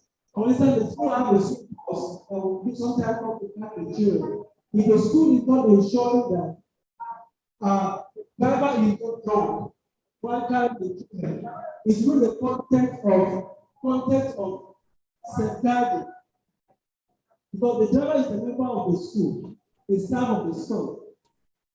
But if the parent's driver is coming to pick the child, this is not the staff of the school. He's not responsible.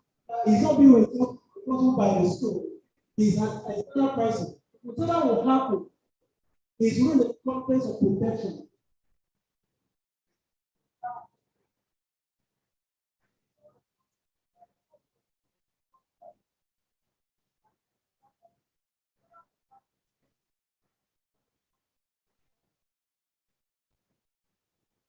Okay. Thank you.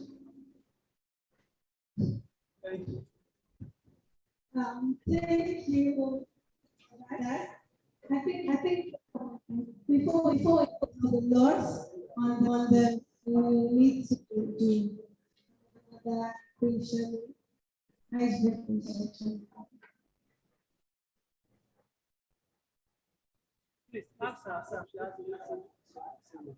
Do we have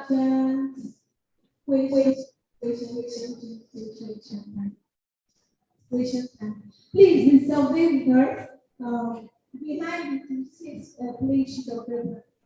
That's a right of answer. At the top, we need your name on it. And then the name is school, and then indicate the teacher. And then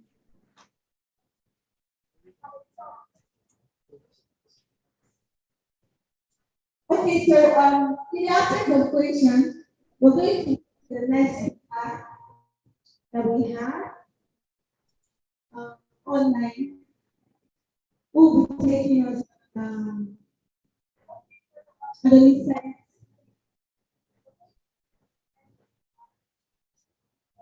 During that weekend. Hello.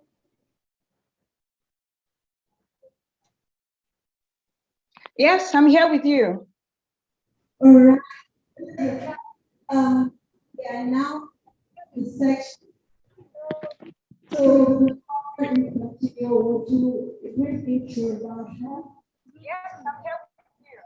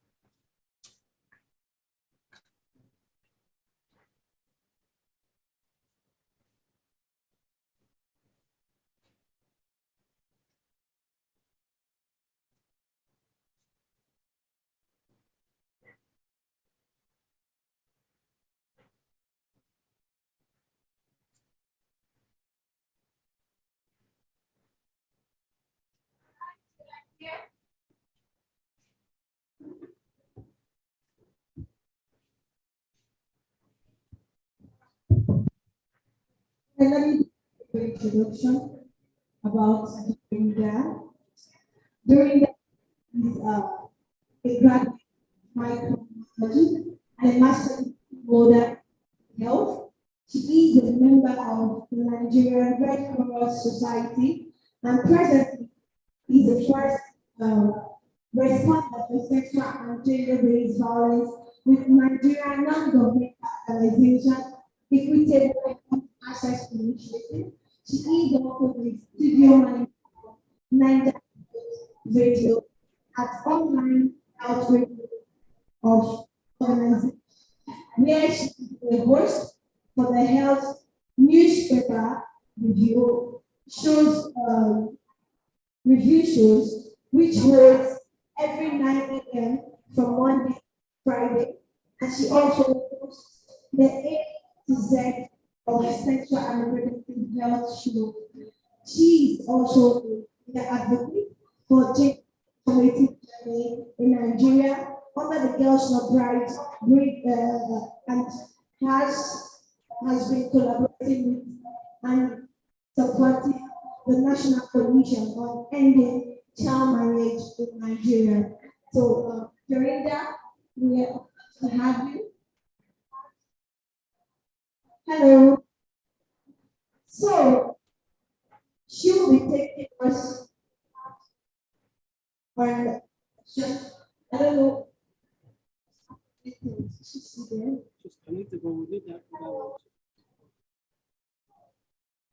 Okay. Hello, good afternoon. Yeah, good afternoon. So, your section. All right. Good afternoon, everyone. Thank you very much, Age Network. And I also like to say thank you to the Coalition of Civil Society Organizations of Nigeria. It's a privilege to be here to experience this seminar and also to speak to wonderful girls. I've been listening to them and I can see they are very enlightened on what is being spoken about, talking about the safe space, talking about safeguarding. They asked intelligent questions and they answered intelligently, and I really appreciate that. That goes to show that Age Network has been doing a great work. Kudos to them once again. Thank you once again for the opportunity. So I would like to go straight to the presentation. So I don't know if I can get the slide from your end. Network has been doing a great work. All right, we'll do just that. Give us a minute. All right. Thank you once again for the opportunity. So I would like to go straight to the presentation. So I don't know if I can get the slide from your end.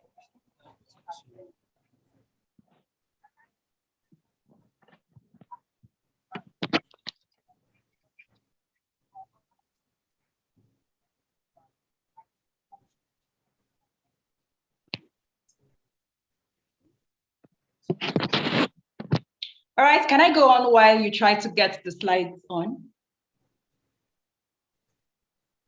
Yes, you can. All right, so I'll be speaking on building the capacity of girls advocates. All right, can I go on while you try to get the slides on? And it's very, very interesting to me because I'm a gender advocate, as profile has been made earlier. Now, first of all, I'll be talking about capacity. What is capacity? I would have loved to ask the girls, but since I'm not there with them physically, I'll go straight to the definition of what capacity is. Capacity is the maximum amount that someone or something can contain, or the maximum amount that someone or something can produce. Let me give an analogy of what that means. For example, you have a glass cup in your hand. The amount of water the glass cup can take is the capacity of that glass cup. Now, who is an advocate? An advocate is someone who supports another person or group of persons to help them express their views and wishes and also help them stand up for their rights. Now, your capacity as a girl advocate refers to the amount of support you can render to help girls express their views and wishes and also stand up for their rights. Now, we have talked about safe spaces. For you to be able to have a safe space, you have to be an advocate, speaking up for the rights of other persons. You have to be an advocate, trying to enlighten other people about their rights so they can stand up for themselves wherever they find themselves. Now, building your capacity as a girl advocate. How can you build your capacity as a girl advocate? You've been enlightened, you've been told what safe spaces, you've been enlightened on what safeguarding is. Now, how can you build your capacity to be a girl advocate, to be able to be effective in that safe space that have been created? Number one, be equipped with some useful skills. You have to be equipped with useful skills. Equip yourself with useful skills. So that when you're talking to other girls like yourself, they want to learn something from you. You have something you have to offer to them.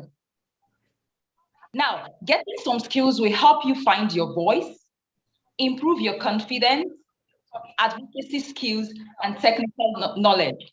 And I gave some examples in my slide. For example, photographs are short films that can be used to portray everyday realities. During advocacy, you really don't need to talk all the time. You can create a photo, you can create a video. Thank God for social media. It's a very good means for people to add your views. You can create these photos, you can create these videos, and then you post it on your social media handles. Most people use their social media handles to monitor people online. Instead of doing that, wasting your data, why not use it as an advocate to advocate for the cause that you're trying to protect? Also, we can use sketches, photographs, and short films, especially when you're talking to people. Film are one of the basic way that you can relate your information or get your information easily across to people. When they go through your films, they see what you are doing, what you have produced, the message you're trying to pass across to them. You really don't need to talk much about what you're trying to say. Now, in order for you to do all these things, you have to improve your skills. Thank God for technology. You can use your Android phones, go online, how to produce short videos. We have TikTok. A lot of girls like TikTok. Instead of using TikTok to make videos that really doesn't make sense, you can use TikTok to make videos to protect the rights of a girl child like yourself. Yeah. Another key point I wrote there is choose a role model or a mentor. As an advocate, who is your role model? Who is your mentor? Now, a role model is a person looked up to by others as an example to be imitated. You look at somebody, you love some people, they choose somebody as their role model because they love the way the person dresses. They love the way the person talks. They love the things the person has achieved. They want to be like the person. And as such, they chose the person to be their role model. You as an advocate, you need a role model. Who are you looking up to? Who are you trying to imitate in your journey as a gender advocate? Everywhere I go, I talk about Mr. Kola, who just spoke about us, who just spoke to us. Mr. Kola, to me, is a mentor and is also a role model. I have some ideas. I send Mr. Kola a message. I call him. He's always telling me, don't worry, you can do it. Let's try and see how it goes. He never discourages me. That is a mentor. So choose somebody that will always be there for you. Now you have Age Network very close to you. You don't need to go far. You can pick someone there as a role model. Okay, this person is always coming to sensitize us in our school. I love the way she talks. I love the way she dresses. I love the things she talks about. You can pick somebody in Age Network to be your role model. Now, talking about a mentor. A mentor is someone who teaches or gives help and advice to a less experienced and often younger person. You guys are younger persons. You need a mentor that you can always talk to when you're confused. Now you're having a safe space and you have an issue in the safe space, you need to talk to someone on the next step to take. That is the essence of having a mentor as an advocate. Now, the next is read articles, especially in your area of interest. Now, for you to be a very good advocate, you have to be knowledgeable about the interest that you're trying, about the areas you're trying to talk about. You don't just say, I am an advocate, advocating to the end of child marriage, and you have no knowledge about child marriage. You have no knowledge about the laws that has to do with children in the country. You have to read articles. Read that are related to what you're trying, the cause you're trying to protect. Now, there's a saying that goes, today a reader, tomorrow a leader.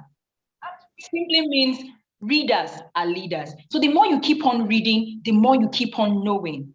And there's another saying that says, one glance at a book and you hear the voice of another person. What this simply means is that you are not the author of that book. When you read that book, you're simply reading the mind of the person that wrote the book. So it is very important to equip yourself with useful skills by reading useful information. You're simply reading the mind of the person that wrote the book. So it is very important to equip yourself, of course, as a gender advocate or as an advocate that you're trying to protect. Now, as a girl advocate, there are some things you need to know. There are some laws that you need to know about, as in when they wake you up from your sleep and they ask you, what are some of the laws that has to do with a girl child in your country? You don't need to start thinking, you start listing it for them. And some of these laws are the right to education. You as a girl child, you have every right to be educated. It is your right. Wherever you find yourself and somebody is telling you, you can't go to school because this other person has to go to school, it is your right to stand up and say, I must be educated. I know the importance of education. I want to go to school. It is my right. It is also you also have the right as a girl to employment. Nobody should tell you, you as a girl, you cannot take up this employment. No, it is your right to be employed as far as you're qualified for that position. You go for it, you have the necessary certifications, you went for the interview, you passed. Nobody should stop you from getting the job. It is your right. It is your right to be safe. That's why creating a safe space is very important. It is your right as a girl child to be safe at all times. It is your right to, you have the right to health. When you're sick, you can go to the hospital. You have the right to be in good health. You have the right to make decisions, right decisions, not decisions that will destroy your destiny. You have the right to make right decisions. These are laws of health. When you're sick, you can go to the hospital. You have the right to be in good health. You have the right to defend yourself as a girl. You say these things as relating to the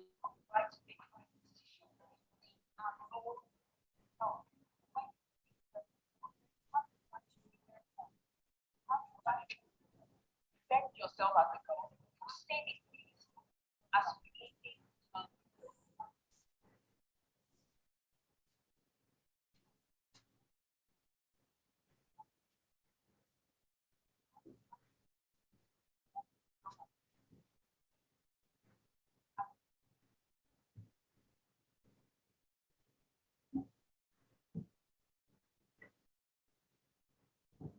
Hi, Doreen. Hi, Doreen. Oh, we lost. Okay.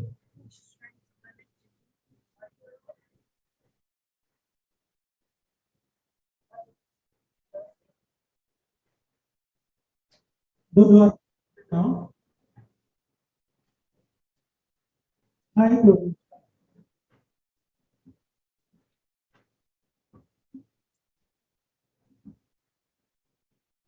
Hello. Hello, can you hear me? Yeah, welcome back. All right. Now I'm going to talk about how to advocate or how to carry out advocacy. And the first one is raise your voice. You have to raise your voice. When I say raise your voice, I don't mean start shouting at everybody that comes your way. Now I'm going to talk about how to advocate. Now, the most important way to be an advocate is speaking up. That is the raising of voice we are talking about. You speak up. Remember the definition we gave earlier on of who an advocate is. You speak up for people. By raising your voice for girls' rights, you can spread awareness and break down barriers, whether you are talking to your friends, your family, or engaging an organization. Always speak up. In your family, you go for a gathering and you see that the right of a girl is being trampled on. You can stand up and speak up and say, this thing is wrong. And you say it in a very polite way, not in a rude way. This thing is not right.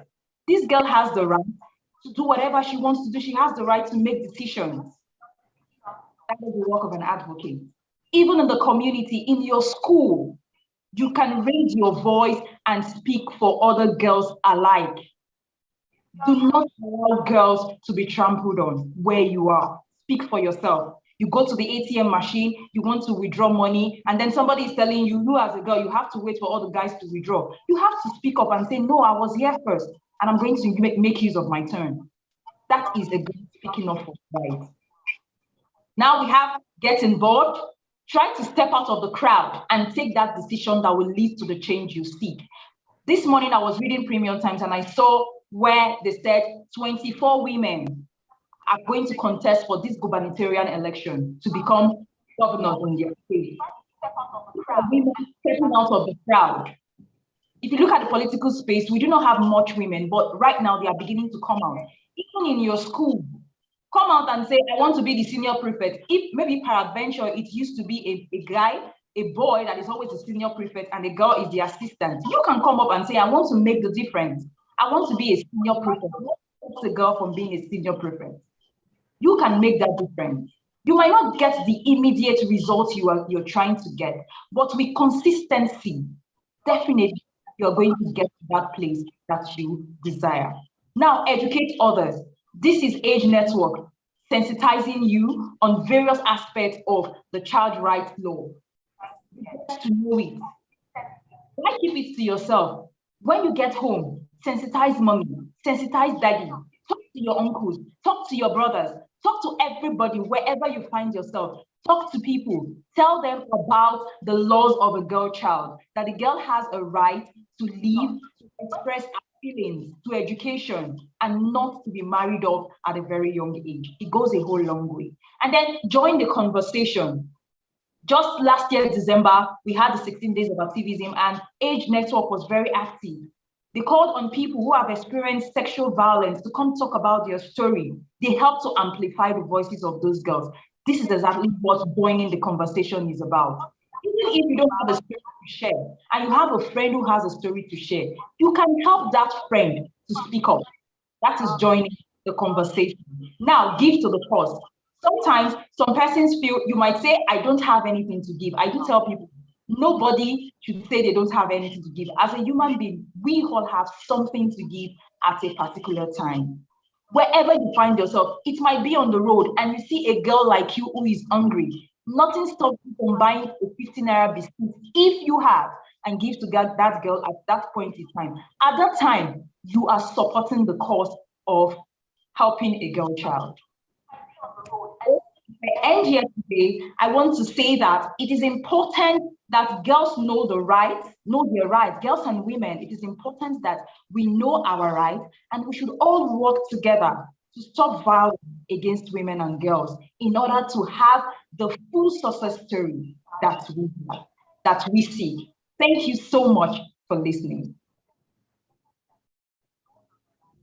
Oh, yes. Thanks so much for Dorina. Please, can we put our hands together for her? Dorina is gender advocate and the woman that has taken herself to secure the right of women. But also part of the women world cause of humanity. Thank you so much, Dorina. Thanks for joining the call and for giving such a wonderful presentation. The challenge is the audio. I will know if the girls are able to tackle, but no worries. We have a presentation from Dorina. It's going to be shared with you. And of course, you are going to learn a lot from her. She's currently in Lagos because so close to us here. And one of these days, she'll definitely be with you physically. Tia, what's this? What's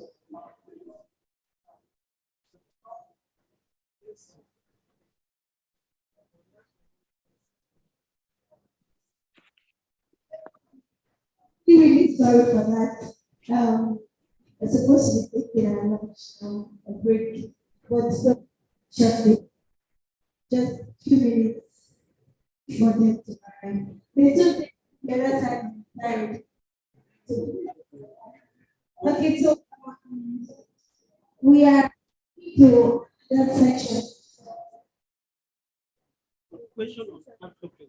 Do we have questions on the girls advocates before we move forward? Questions? Do we have? I know some of them are following you, we're not even following you. Audio. Basically, we will just be able to relate the story and thank God for the presentation, even we couldn't hear the voice. So can we quickly glance on that for them to? This is important for the girls.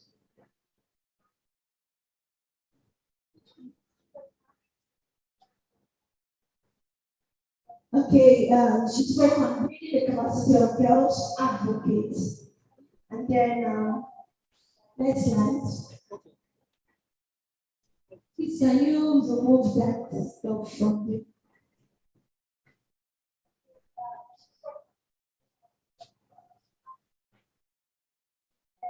So she gave a description who is an advocate.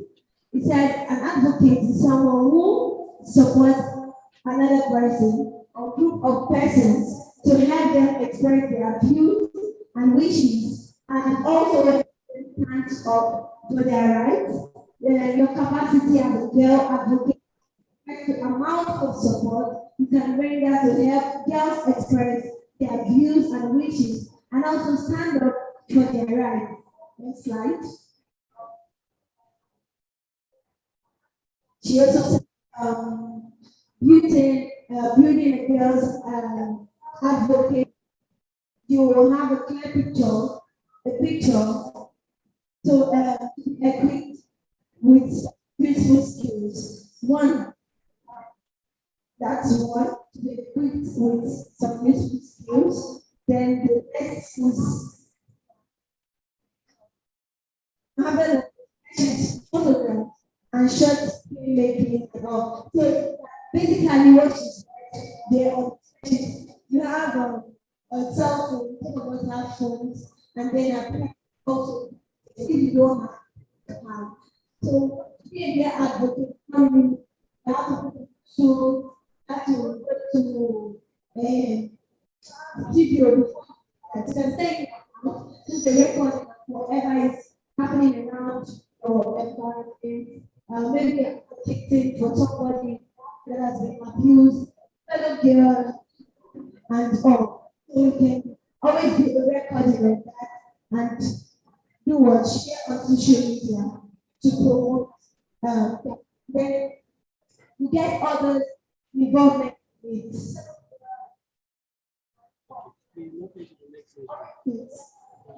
Okay, so that's it. So we're going to do Can we we need some. Let's just since your We have we're going to do that. So, okay. And item 7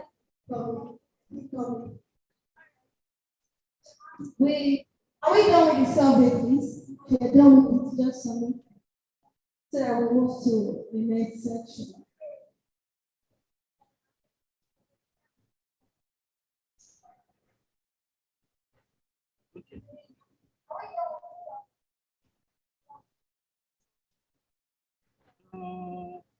You know what? Let's do it with people. Let's give ourselves.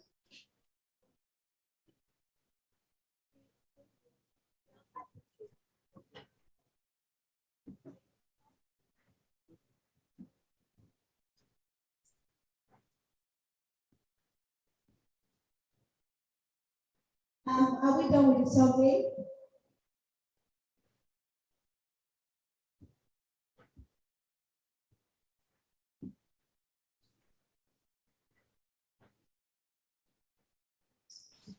Because of the slide that shows the clear role of girls and leadership and so.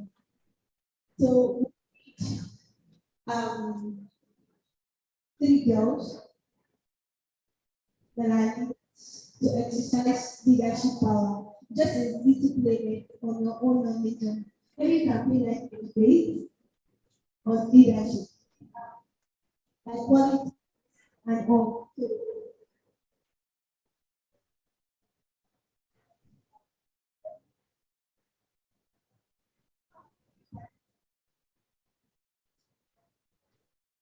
Do we have anybody? Leadership.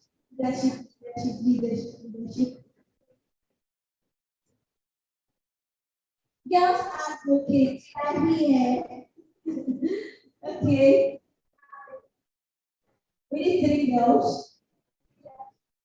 Yeah, good girl. Okay. Yeah, who else? No, I'll just drag you out, so I said. Okay. Okay, so we're going to do a display of leadership. So on your own, what are the qualities you want to exercise as maybe a school and start first.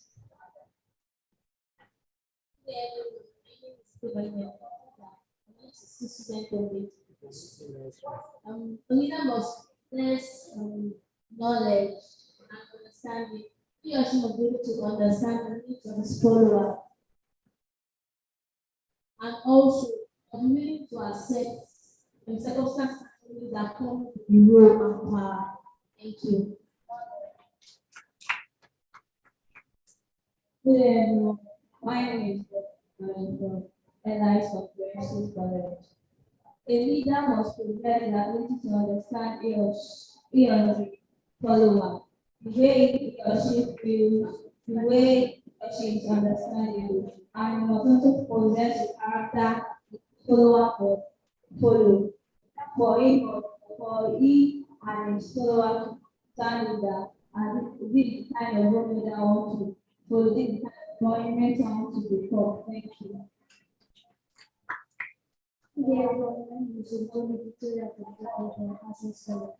Qualities of a good leader. One, a good leader must be loyal. Two, a good leader must be perfect with anything he or she has. A good leader must not be involved in any criminal record. A good leader must commit him or herself to anything.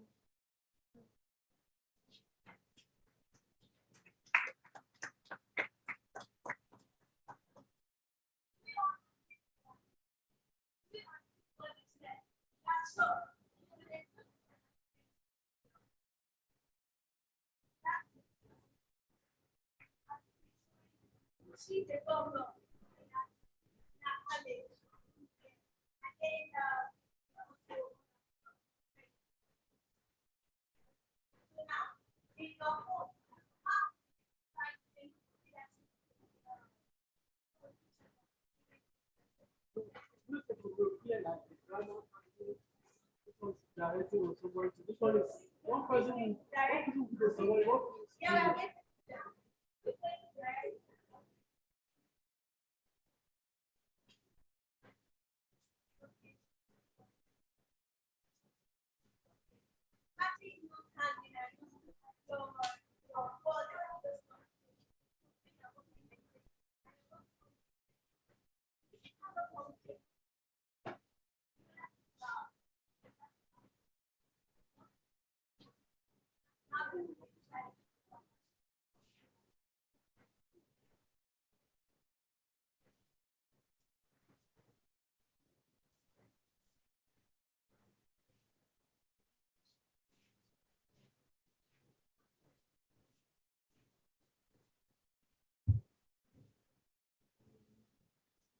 Come on, stop and do your job.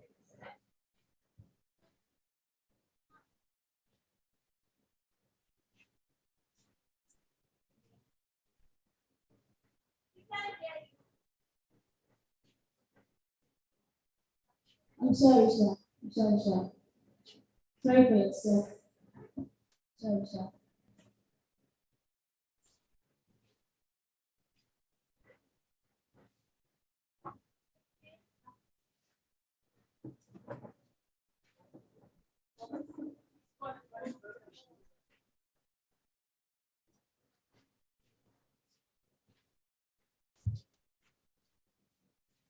Come on, stand up and do your job.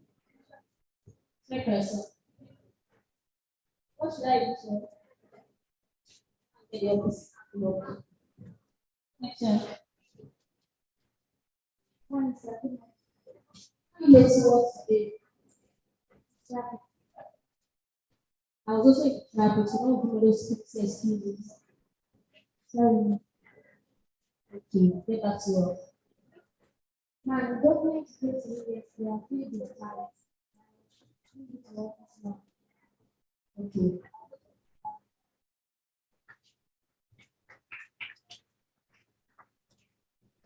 who can interpret that to both and two?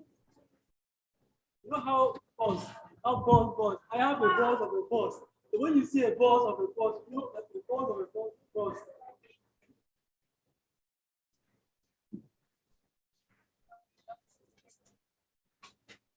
What do you let's go school early in the morning and start this.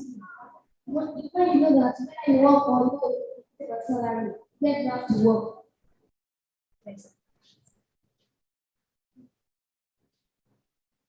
Hey, what are you saying? Yeah, I thought I had to document. I will deduct your salary if you don't do what I say. Okay? I did not do that.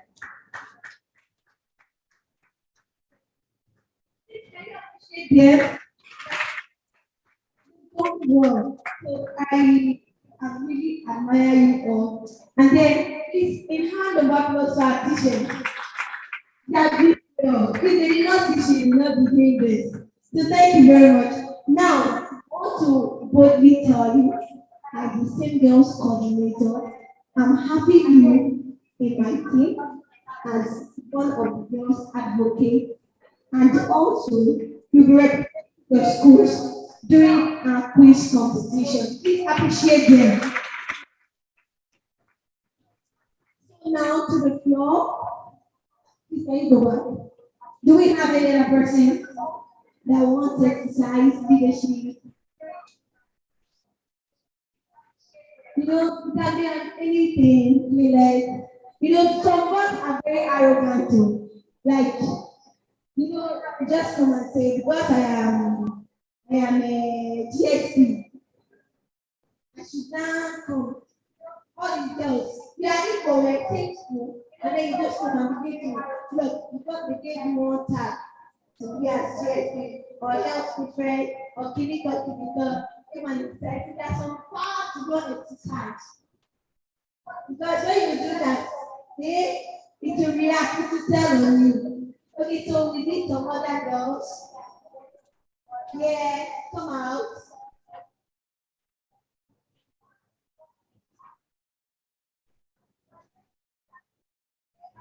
So I want to see what they can do.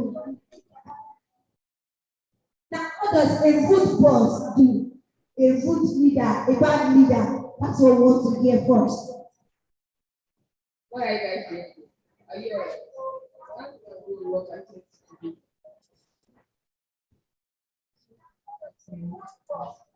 Sorry for yourself. I can't tell you what to say. Give me sorry. Are you stupid? Give me sorry. I can't tell your father that he's sorry. Some boys are like that. Some people are like that.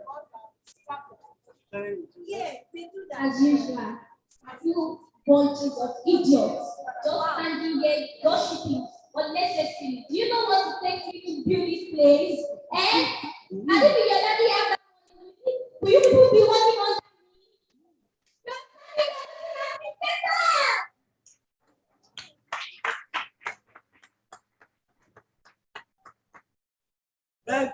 That's one of the points. They shout a lot. Both shout a lot. They shout a lot. What is this like this? In my office, you work like this. I will deduct from your salary 10%. Get that into your pocket store. What are you guys wondering here? I told you people that you should work. When of you do that, and you are standing there gossiping around.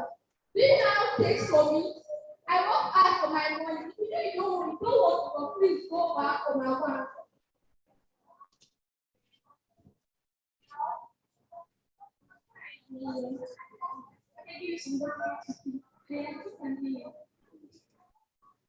The salary, yeah, we start today. You're fired. Get out. Out. I said out. What are you guys doing here? That's some document in my office. What are you doing here?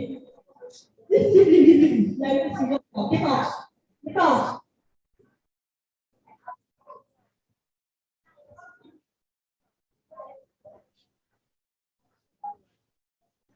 Where are you guys going? Are you done with my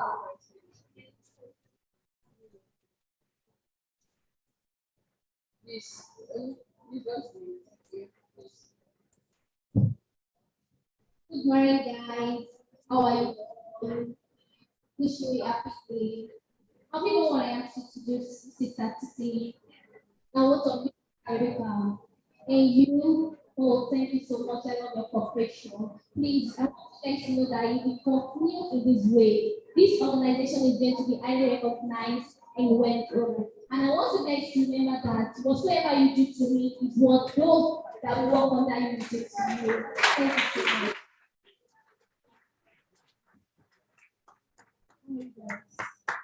so much. Thank you guys for opportunity to celebration. I really appreciate your good work. I pray God will work for you.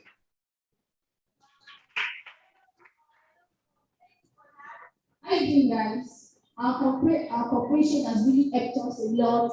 We won the project worth of $500 million. That was awesome. Thank you for your cooperation. God continue to strengthen us all.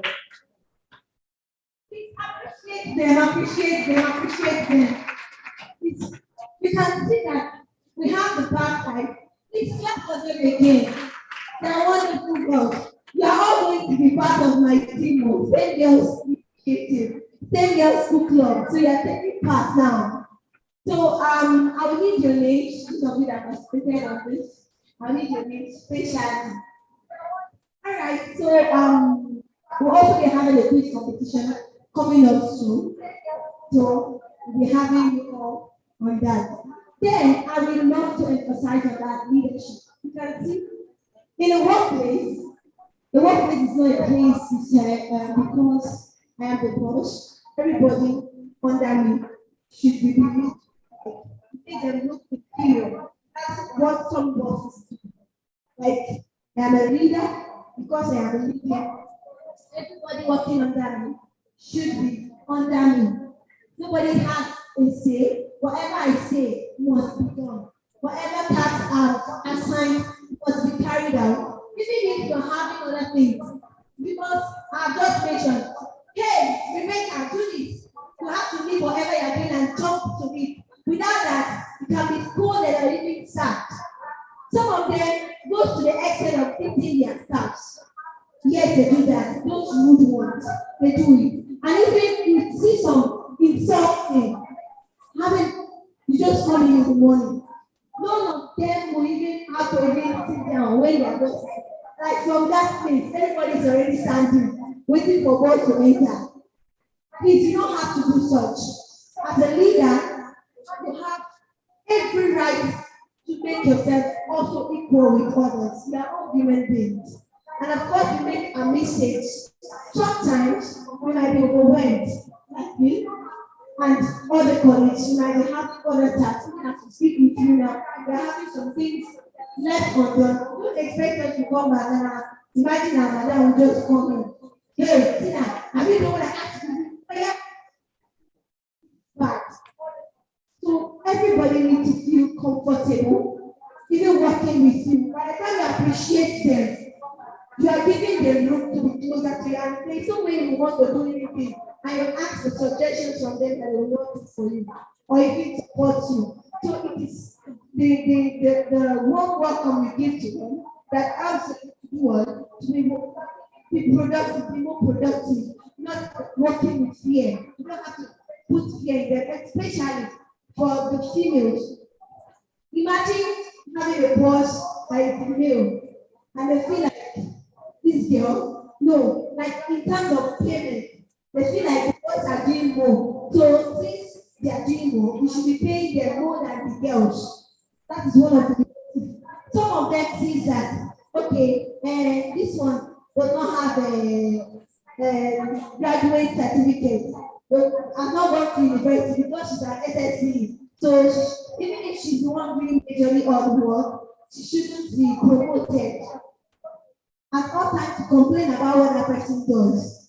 Complain. Even if the person does right, not acknowledge that.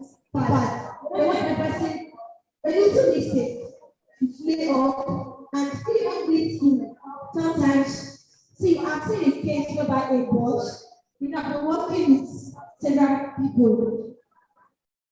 Somebody did something, and then the boss feels like this thing that this girl has done because I am a boss, and I speak to her, responded rudely, so I should sue her and all and all. And then we sat the girl, the girl was arrested for nothing. They said she was nuisance in the organization, in the office and all. And then it took time for them, took time for them to pay her out. The parents can pay her out of the place. She doesn't have anybody, and then she does everything, whatever they say, because I am the boss. Especially, so in leadership, if you are the boss, you have to be friends with each other so that we can be productive and efficient. So just like you say, you appreciate yourself. You have decided that it is not done, maybe properly, or they have not started. It is a place for you to say, please, we need this, it is urgent. Can you please attend to that now? Some of them are not polite. Hey, I'll just want you idiots, why are you sitting down there gossiping? That is rubbish. It is not the quality of a leader. So every leader has to exercise good qualities for the girls to learn and even others. In most cases, even in our family, our homes, the husband will feel like I am the head of the family. That is where domestic violence comes in. Imagine a man that is drunk. Some of them, because somebody has offended them in the office, they do transfer of aggression. I mean, even bosses do same. They do transfer of aggression. I'm just working because I've been pissed off by one person at home and just coming. That same anger you are transferring to others. A leader doesn't do such. So, girls, as girls advocates, you don't need to do such. You don't need to criticize. Even if you're working with people and they are having challenges, it's your place to put them through. Put them through. Make them work in the path you want them to work. Make them efficient. Yes, it is what you keep them and they keep you. So there's always several trainings to help deliver their works well and effectively. So please, let's take this wherever we go to have this in mind that whatever you do, even as a leader, whatever you do, the same call that will lead us to our parents say, the scripture says, the cup will be another will be. So, so if I tell you, receive the same. Because one of these days I was going to, I attended a webinar, and then during the section, something happened, and the person was just exercising his power and then what happened? It's not saying that what happened? She had to report that she was harassed, she was bullied, and it's not a small girl because she was proud, and then what happened? What she was harassed, she stood at them, and the person was arrested and later had to blame himself. So please, let's walk out of let's plan ourselves.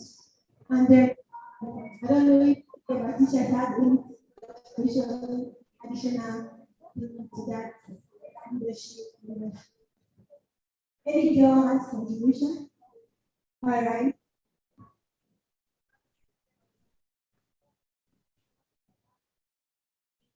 Let's start on the definition of a leader. One talk of leader, it means the act of laying down a certain role or trying to be an inquiry to others, to emulate. And to be a leader, the truth is that we are going to across a lot of challenges, obstacles that will stand as an hindrance on our way. And the way to fight it or to overcome it is through patience. It's not how you will be a leader of an organization whereby you will not come into misunderstanding with your followers. That is why we have the saying that says, through disagreement comes agreement. And when you come into disagreement with your followers, that doesn't mean you should start exercising your veto power. What does that mean by veto power? It means the power you have as an owner or a leader of a particular organization. And whenever we are into that kind of a situation or like that circumstances, we should not try to bring down our ego to their own level. Like let's bring down the pride in us. There's no how we are not going to come into a situation of trying to show who we are. Because if you get a particular situation in life, you give it a particular post, and there's no how you can never escape that as a human being. The act of prideness we try to come over, but we just have to fight against that. And let's have it at the back of our mind that whatsoever we do to others is what we surely return back. Thank you. Contribution, any other person? Any other contribution? That's just protest, just back then in my 20 days, I think it was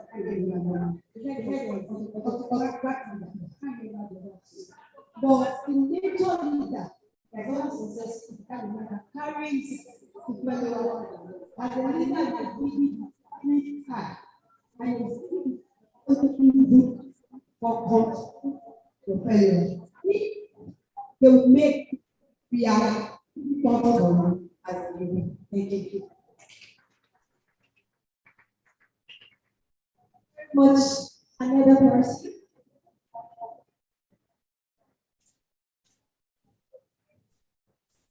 Just to add to what she said, that's what we call Tory X and Tory Y. So Tory X is autocratic leader, while the Tory Y is autocratic leader. Any other contribution?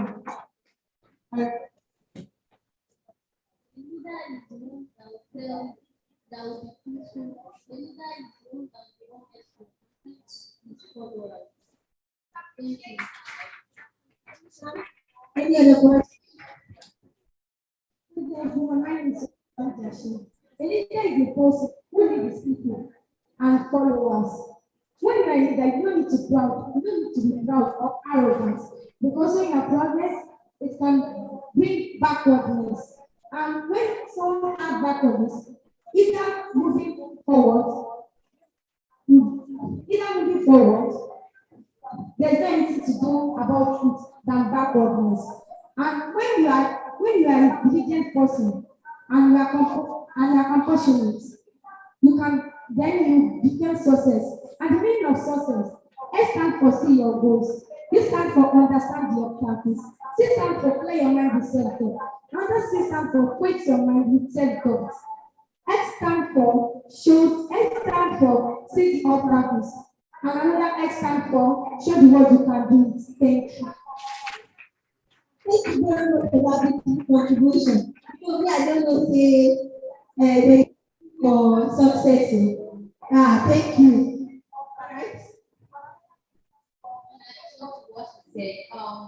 Today you have to be a leader to become a leader.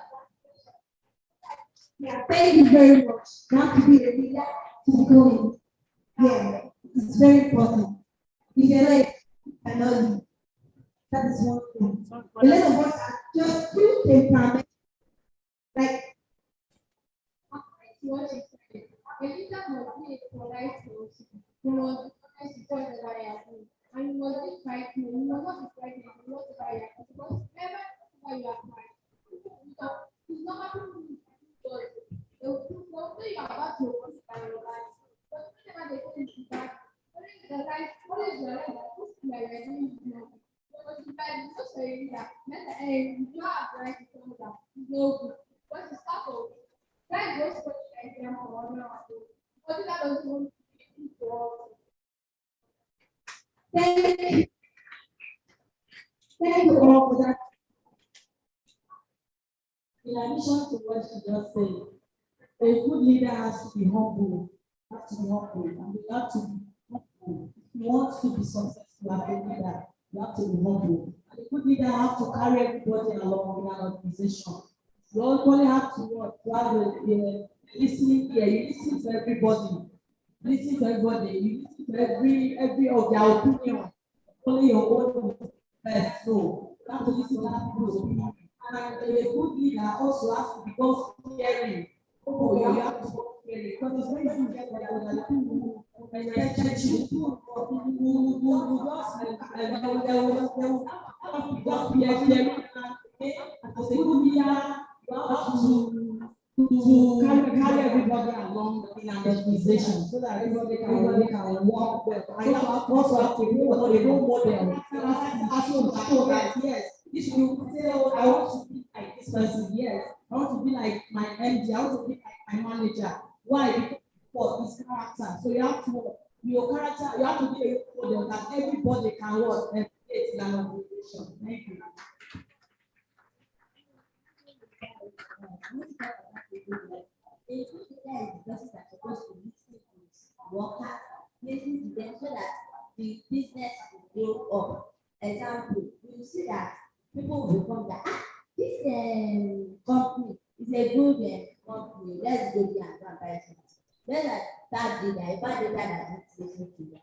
After it went up, it's a bad company. Then I said, now, you see all these people, they come. Don't you hear that that leader, the person that owns that company? Oh, it's nothing bad. I'm not even step my leg here. That is about good leader and bad leader. It is good to be good, and it is not good to be bad. Thank you very much. Thank you very much. Thank you very much. Valentina. I will have the right attitude to work and be able to exhibit an exemplary and which everybody would like to emulate. As the law said, a good leader will be steadfast, committed, and brave. But I want to ask you a question. What is the main downfall and strength of it? Yes. Please, who can answer the question? Repeat the question again. What is the main downfall, weakness, and strength of the leader?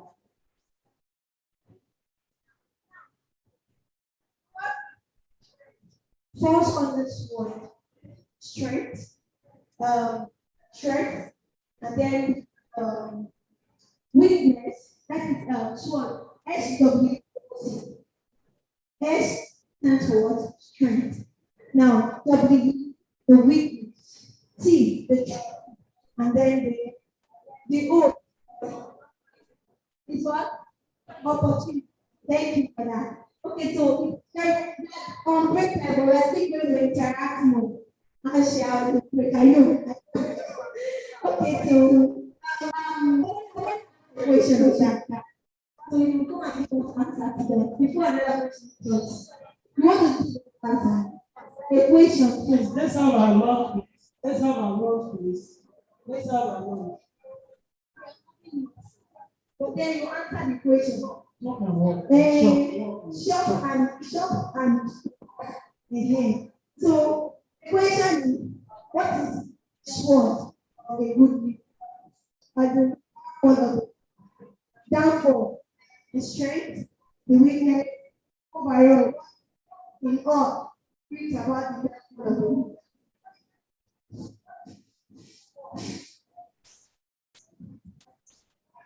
I know what I said, praise the Lord. I okay. I had the word source as strength, weakness, opportunity, and strength. Now, what is what? What is what? Said, what causes the downfall? What's the major cause of the downfall of a leader? What caused so a leader to fall? There are many factors that could trigger Okay. Please. Thank you. Thank you.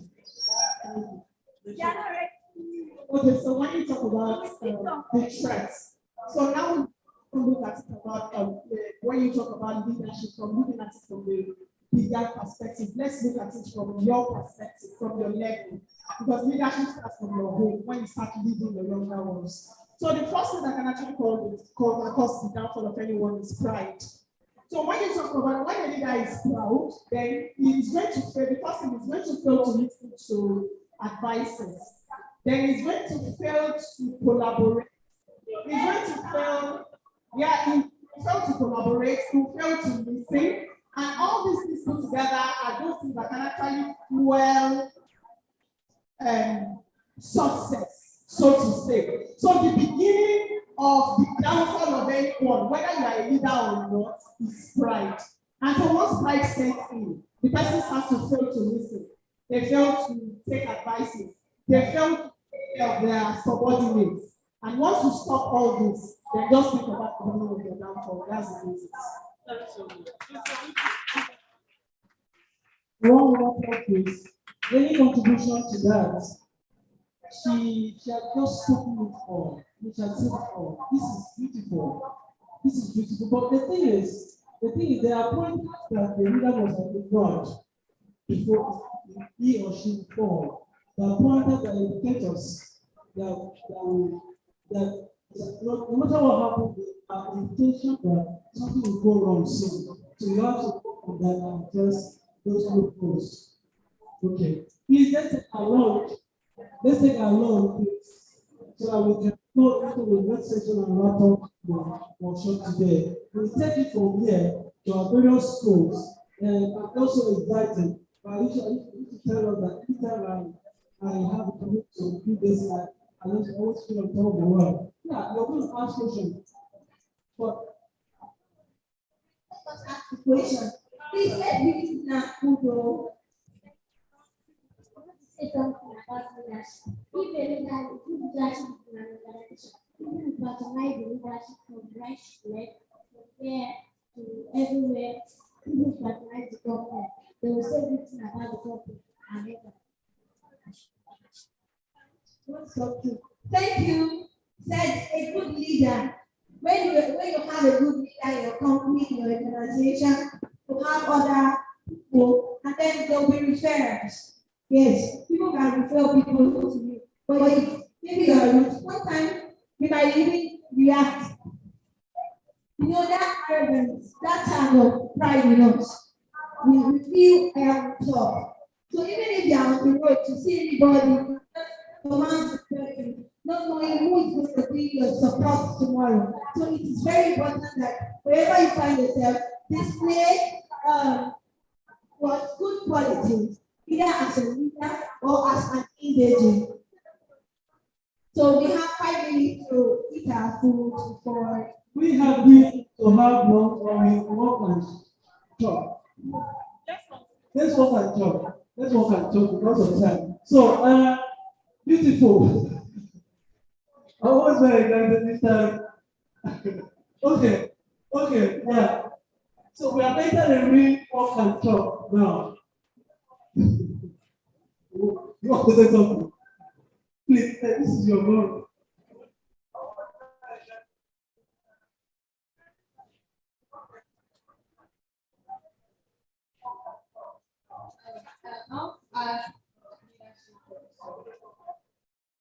What if you take the advice of being a good leader and the way to advise being honest, being humble, less right, but then your employees take advantage of your. I'm from the school of thought that you may not even ask the question, you don't even know the answer. So I don't know. I'm sure I want to see again. You occupy any position in your school? Yeah. So because the question is very deep. That question is very deep. Okay, well, we just to share with light on that. It will always happen. It will always happen. That's why I am working in an environment where my boss, my boss.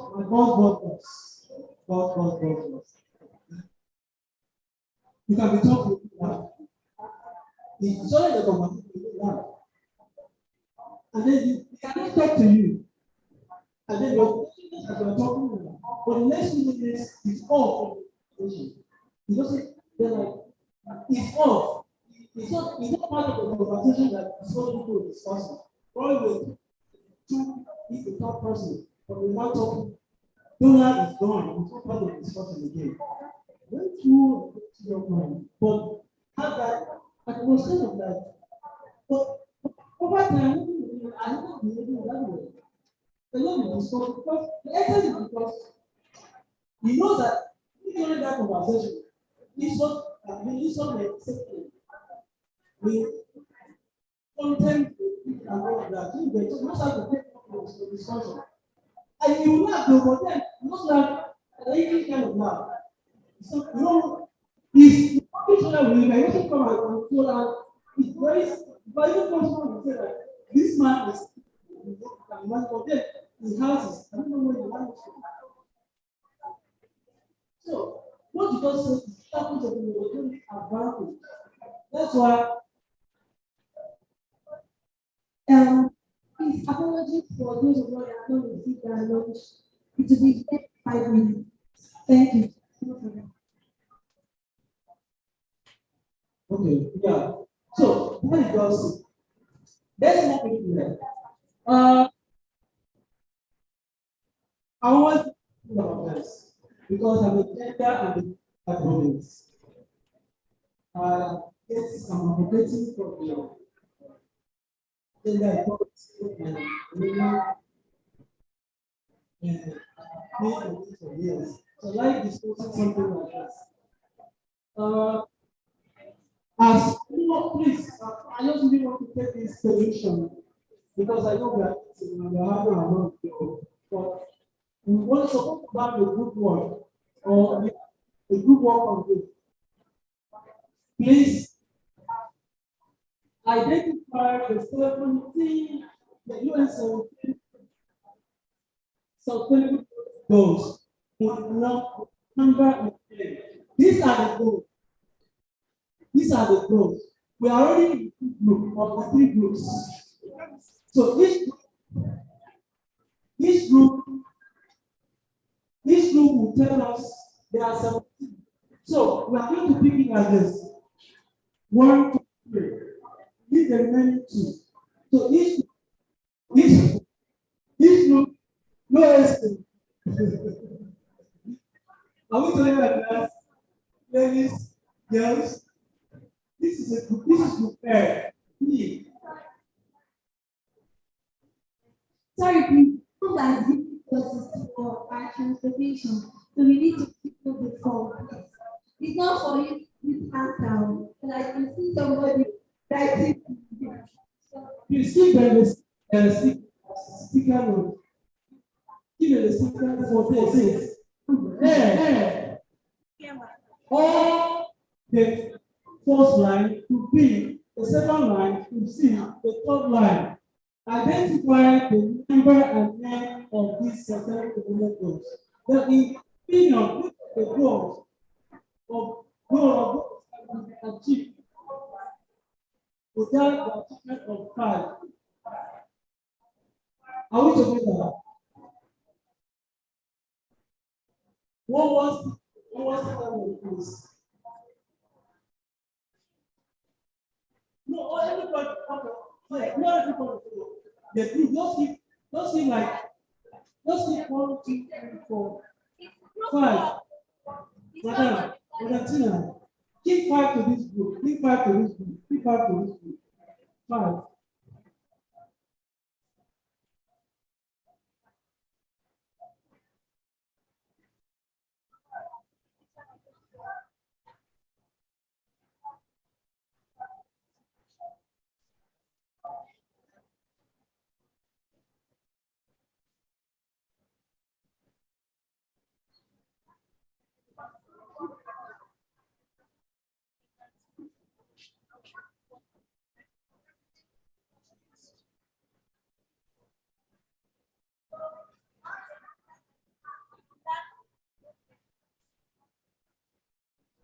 So we have how many minutes to handle that?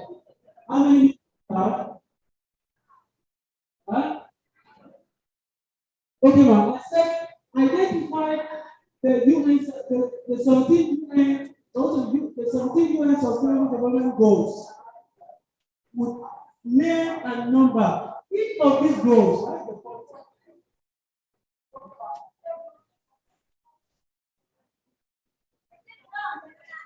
Each of these, are we there? Now, each of these goals has their number. Now, they also have a name. I'm just giving you icons. These are like the symbol or icons of this goal. Are we together? Okay.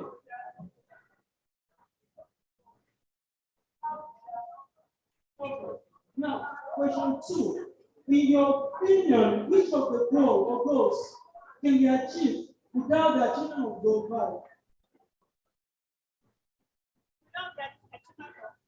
What? Without the achievement of goal 5. What that means that if you don't identify all of those, you will not know which one is goal 5.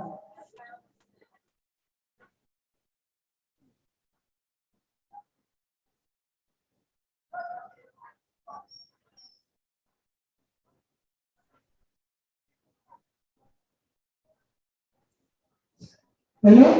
Are we together?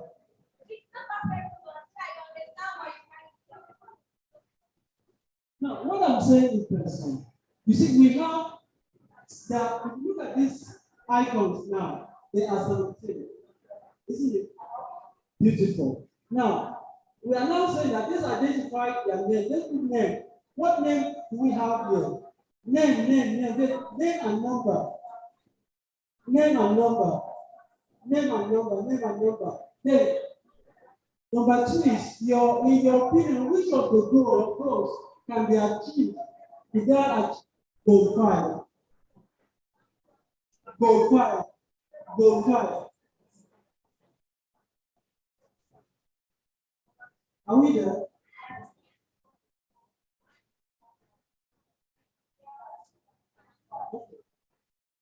We are having the question in your own opinion of these goals can be achieved without achieving goal 5. So what I mean is with some numbers, if we don't know who can be achieved, it's just personal. Just like this is what I think to do. This is how I think it is. Your group is to answer only the top line. While this other group is to answer the second line.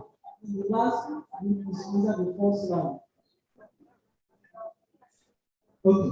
So we have how many minutes to do that? So we wrap up the discussion. Okay. Is there any paper? Are we ready now?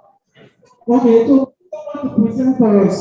He's not been talking now. So one person needs to come out and do the presentation of their group. It's this group A, B, and C. Okay, that's it. Okay, so group A, I don't know. Are you ready? A minute. Group B, are you ready? Group C, are you ready? No, not yet. Extra sheet. Oh, wow.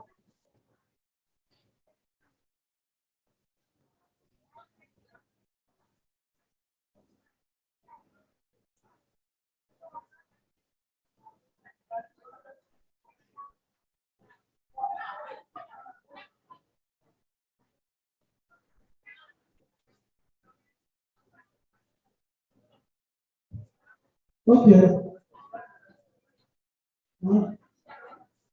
Okay, part. Okay, the second part is second part of number 2 says, for own opinion, which of the goals can be achieved without achieving 5? So what that means is that you first of all have to identify all of the goals and now decide this is in our opinion, this one can be achieved. Because, okay, don't worry, we go into the discussion. Don't let us have that. Are we ready? Okay, 2 minutes more. 2 minutes more. This is 2:20 because we have to be here as soon as we can. 2 minutes more.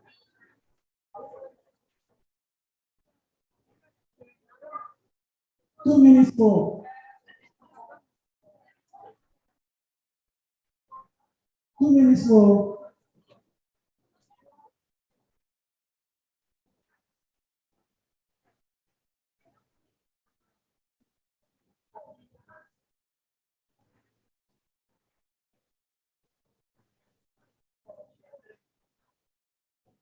Are we together?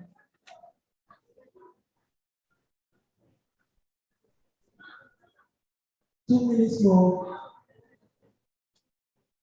If you have any group that is done, the group can come out and present.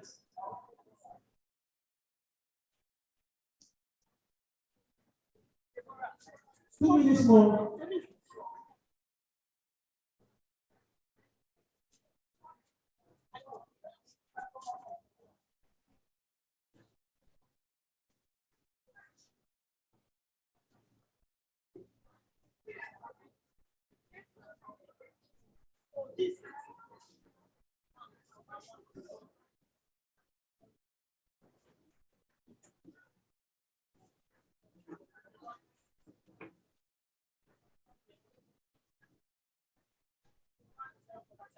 One minute more. 1 minute more.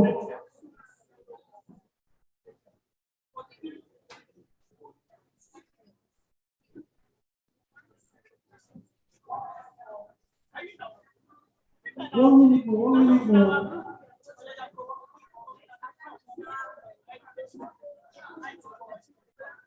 Okay. Okay, it's time for presentation. It's time for presentation. Whose group is ready? Beautiful. Okay, yeah. Everyone can prepare.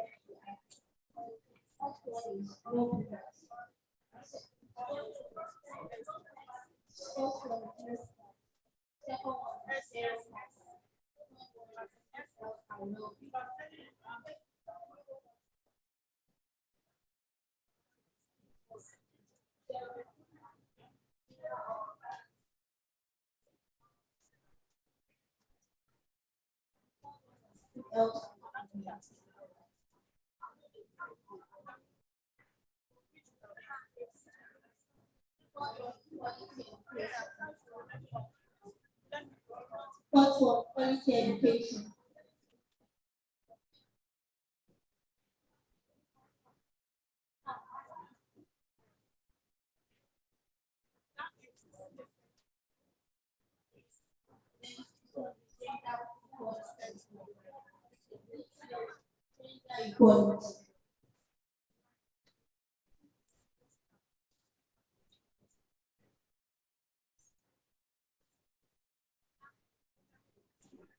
So now, for the goals that can be achieved without the achievement of gender equality is zero hope.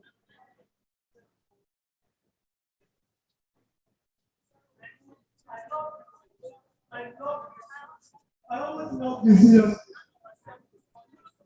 Thank you so much. Don't go away. Don't go away. Go back. Go back. Go back. You have to tell us. Stand here. Stand here. What's your name? Right? Please tell us. Can we together, please? Please, I can understand that we are also working on the topic, please. But please, let's applaud this session. Very, very interesting. Now, she's mentioning that in all of these 5 goals, are we together? 0 1 which is this, am I right? Huh? Oh, finally, I have this. This particular one can be achieved without achieving this. Agreed? Agreed? 0 1 can be achieved without achieving gender equality, am I right? And then you know. Okay.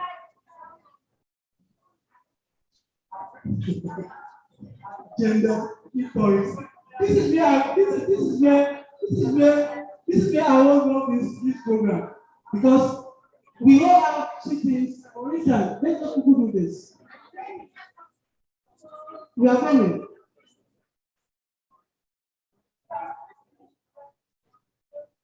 So, oh shit, this is not fun at all. I'm going to get that. So we either call this 6, isn't it? And this is 9. But what we call it the other way around.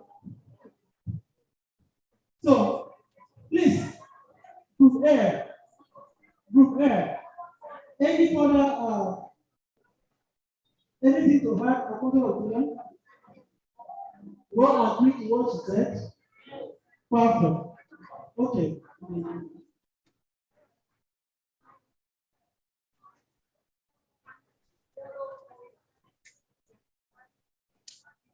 There's no way you can achieve 0 1 without gender equality. Because if a woman is not empowered, the nation will never be complete, will not be at peace. Because it is the empowerment of a woman that makes a complete nation. And if there is no gender equality, a woman cannot be empowered. Can we just clap for us again, please?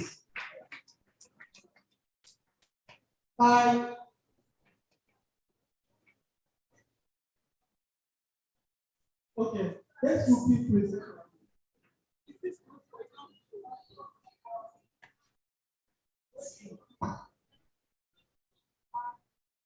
Hello, I'm here to identify the UN 17 Sustainable Development. Number 6 is clean water and sanitation. 7, affordable and clean energy. 8, decent work and economic growth. 9, industries, innovation and infrastructure. 10, reduce inequalities. Then, my opinion of the goals that can be achieved without the achievement is employment opportunities for women.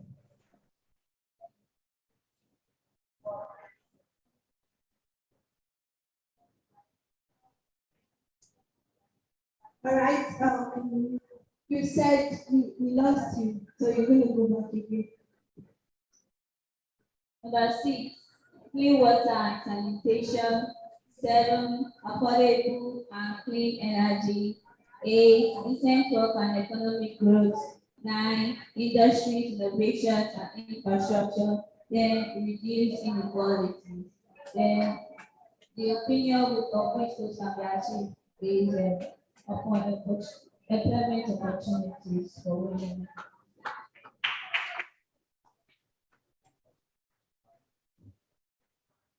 For the UN 17, 1, 0 poverty, Then 2, zero hunger. Then number 3, good health and well-being. Number 4, education and lifelong learning opportunity. Number 5, gender equality. 7, energy, climate change. And 6, life underwater. 10, peace and justice. 17, all SDGs. Then 8, different life. Thus, 10, youth inequality. The opinion of the goals that can be achieved, peace and justice.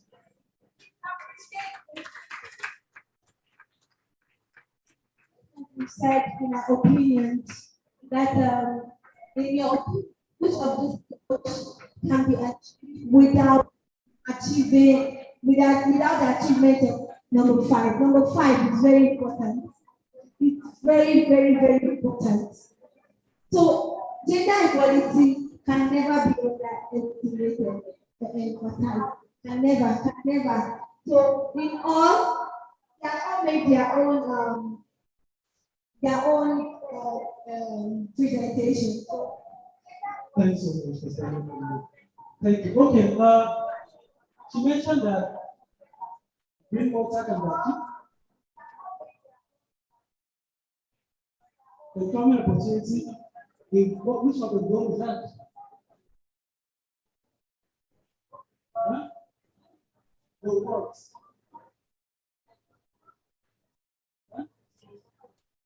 That's the goal. Decent work and okay, decent work, that's the goal. Okay, can be achieved. Is that agreed? Without gender equality. Okay, we'll find out about that. Which of the goals will you? Huh? We actually missed it up. I thought we spoke about Peace and justice.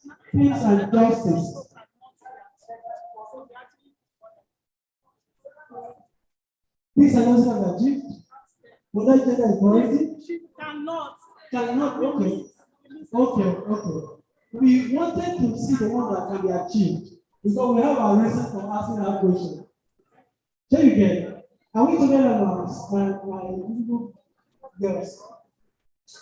The issue of ground waters. The issue of ground waters until we achieve the 5. The 5, which is gender equality. None of these goals will be achieved. It is that sad. Now, I think I mentioned in one of these discussions that this, let's look into it. Let's look. Because I really want for our presenters. Take the picture of this and send back to the school. Send the send back to the school.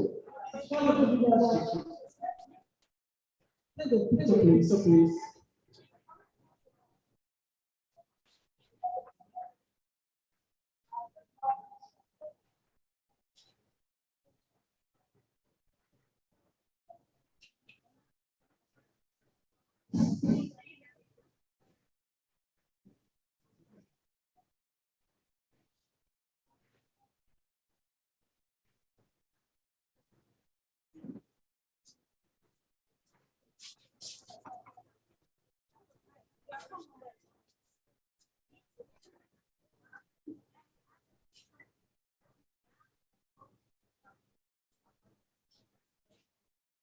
Okay, here we are.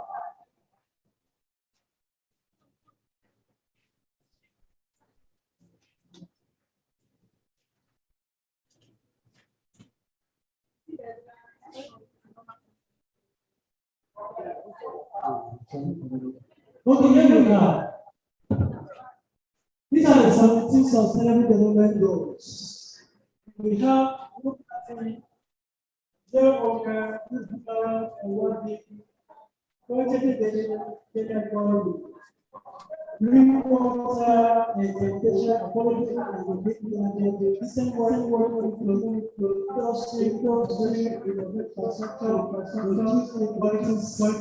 sustainable cities and communities, responsible construction and production, climate action,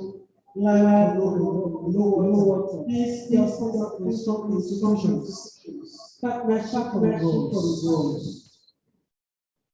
Already We are here partnering for the goals. This program is part of the partnership for the goals. We started with our session with partners in Abuja and other members of our partners in Phuket and other members of the coalition for their contribution to securing gender equality. So,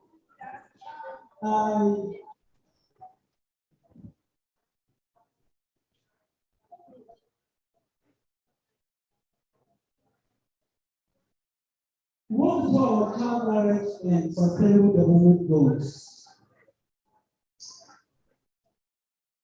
In 2016, the United Nations, of which Nigeria is a member state, came up with a set of goals to be achieved by 2030. These goals are called sustainable development goals. And one of the goals that brought us together today is goal 5. Gender equality. By 2030, the women wants to achieve gender equality. This is 2023. We are already into the 8th year and we are left with 7 years. Am I right? Are we together? We've spent 8 years so far. In 2016, the United Nations came up with a set of goals to be achieved by 2030. And those goals are sort of in numbers. And from 2016 to 2022, how many years?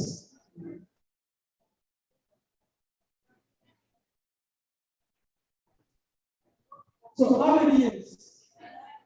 7 years.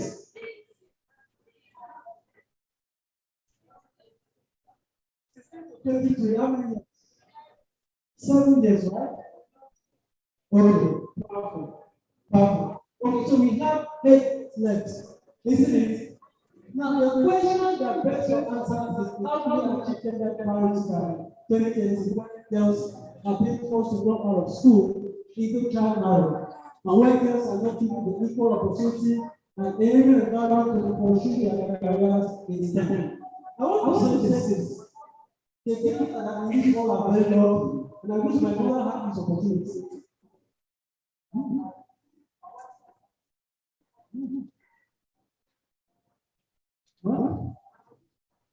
I was beautiful. You're so lucky. Let me tell you this. You're not talking any rocket science. Something practical. From 2000 to 2020, we have a MVP business. Millennium Development Goals. When I travel to go to community school or we go from the house forward, we all see the picture and the right thing. Nobody ever come to our school to tell us about MVP. We're not talking about that, okay? Just a few years ago. So, now, in Nigeria, for instance, that's why the 2004 compulsory free universal basic education, which all the state accountable for the provision of compulsory free education as a right, Nigeria has the largest number of out-of-school children. It's everywhere. Even children who are children in the world know that Nigeria has the largest number of children, out-of-school children, with over 10 million children. 10 million. This data is as valid as of last year. So it's not outdated as of 2022. Now, in Ogun State, for instance, despite the proposed legal framework, the state only accounts for the largest number of child marriage in Southern Nigeria, with 29% as we speak in Ogun State. We have the proposed framework. In fact, I make note to say that the president of the state in Nigeria that will make laws that protect human rights and girls and children. I think they came up with CRA force before Lagos State. Because they forced us to follow our child rights laws before Lagos State. When the Child Rights Act in 2022, the 2000 came, they were the first one to do this. I'm not going to say that But then it is touching that they are experiencing also at this stage. And now one of the factors is that because in pregnancy, we have once a girl child is pregnant, she has finished her own, she has done her wedding and has finished her own work. Automatically she goes straight to the man's house. One of the big drivers.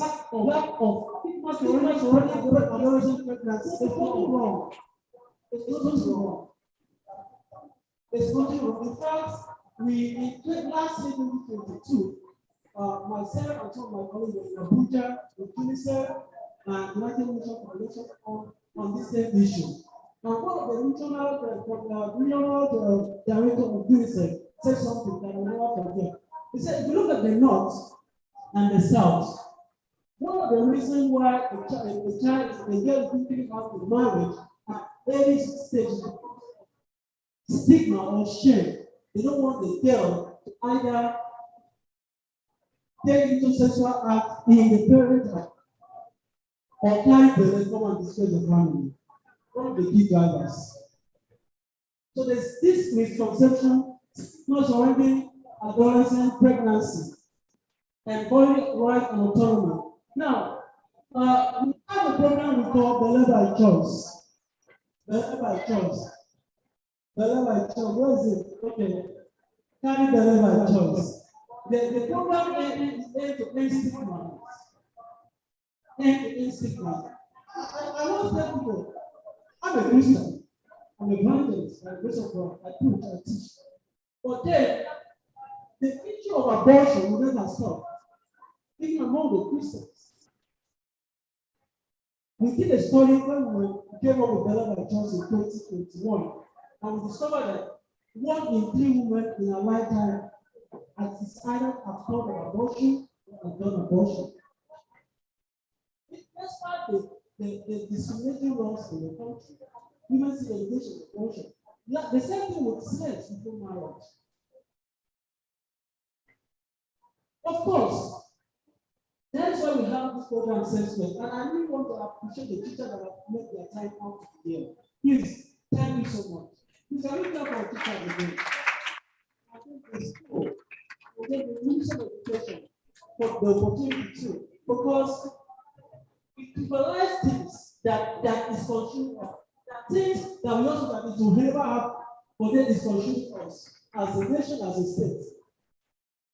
So it is important that we begin to talk about adolescent sexuality. The issue of course, there's what they call victim blaming and stigma. So the safe space is to help a child that has made a mistake. She has feelings. We had a program in the future last year, program. And then this is one of our partners that was talking about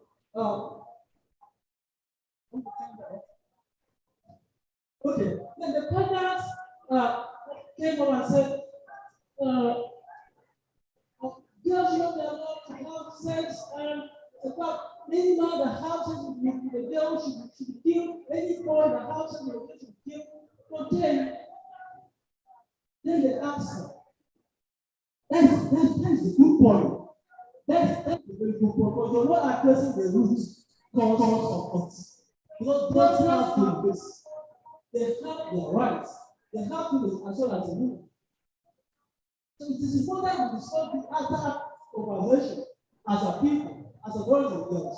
We have feelings, but then it is important that in the course of having to talk, understand that we get the deep knowledge. If you engage in criminalizing your environment, because you're on the case of 50 chances of dropping out of school, getting pregnant, contracting sexual transmitted disease or infection, that is part of the things under the Belle by Choice. So we preach abstinence as adolescent girls.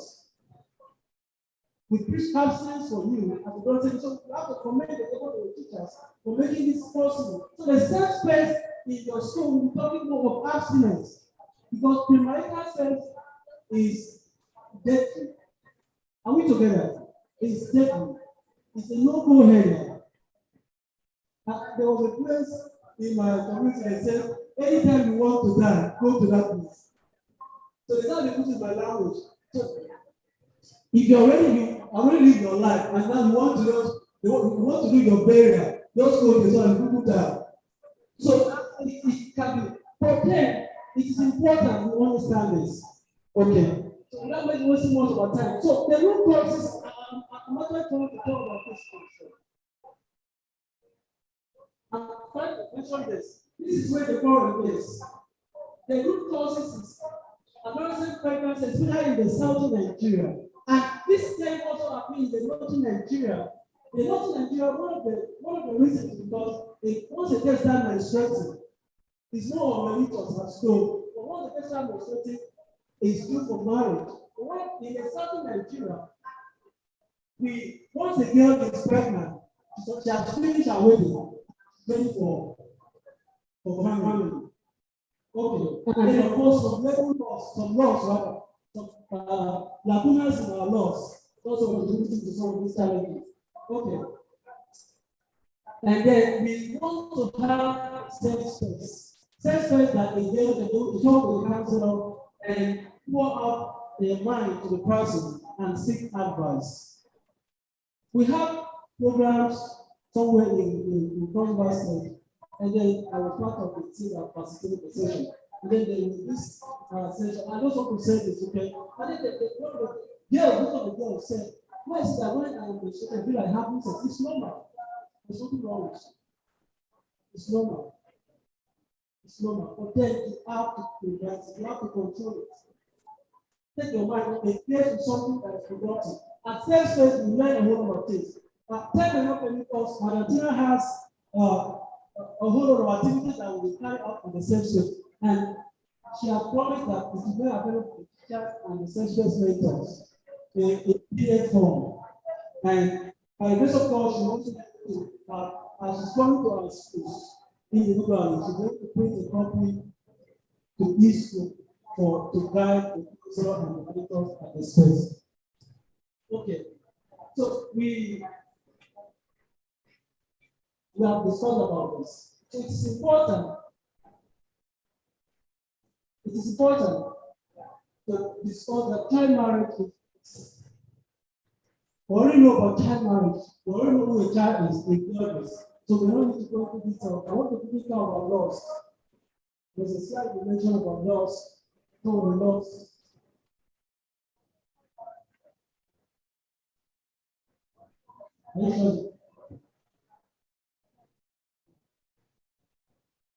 Right. Okay, yeah. This is important. These are the policy documents that will help us as parents, as teachers, and as girls advocates, and as the girl child yourself.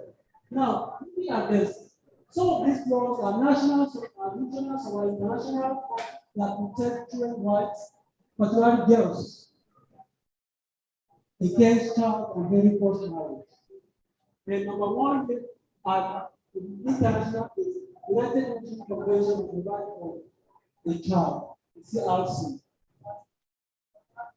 Was ratified in Nigeria in 1991.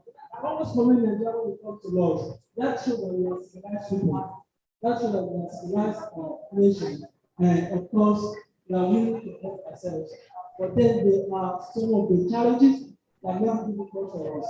Now we have the African Charter on the Rights of the right and welfare of the child.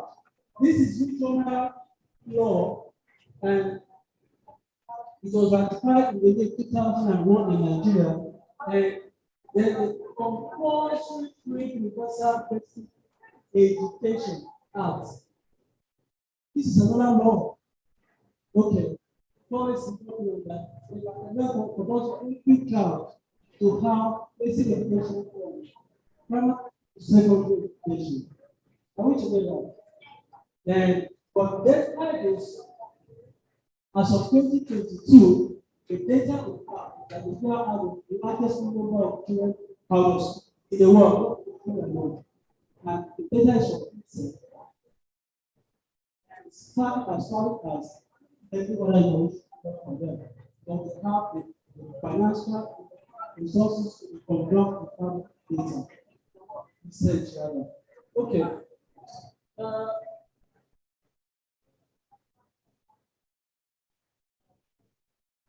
We also have the national laws, the third act, okay, Child Right Act.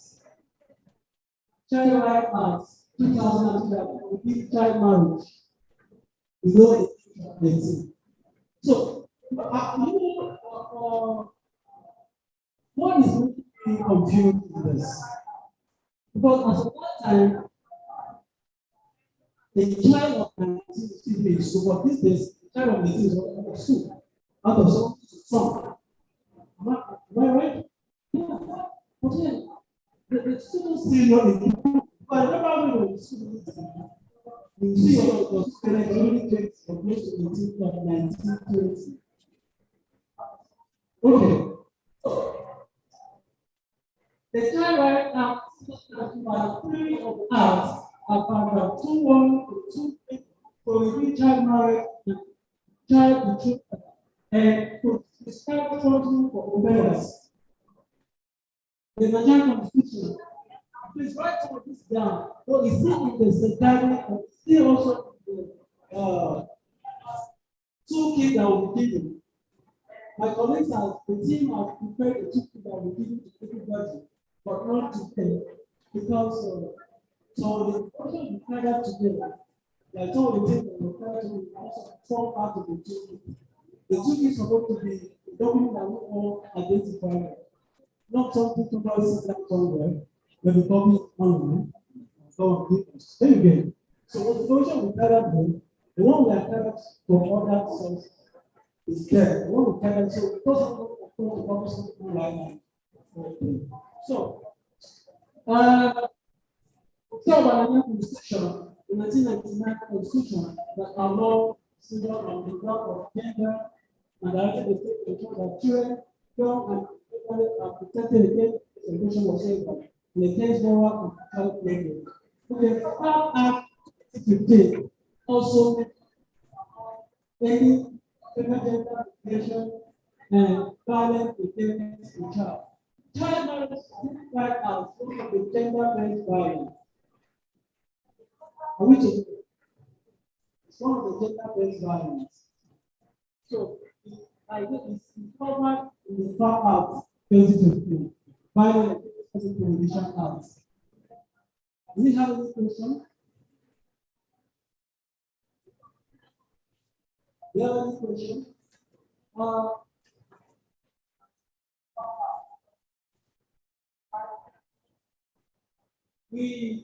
We have some of the example of security policy content.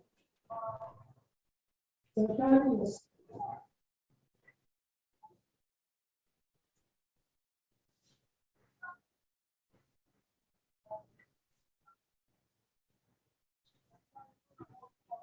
okay. I want to just run down this. I want to really run it down because we actually have a problem of the toolkit. And in the toolkit, we have something like this. We are supposed to time, we are supposed to ask someone to contribute in this. Because as I mentioned, what we are doing is something will just come and sit down and think, this is right for me. You know, you know, someone else, this is right for me. As long as it doesn't affect me, let me put this for everybody to follow. Okay. Now, we have adopted, we are a member of Girls No Brights, okay? Girls No Brights is one of the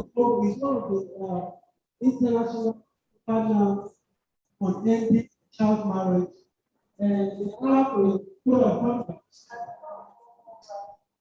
So, this is some of the things. It says, when working with girls at the safe space, you must always avoid inappropriate contact with a girl.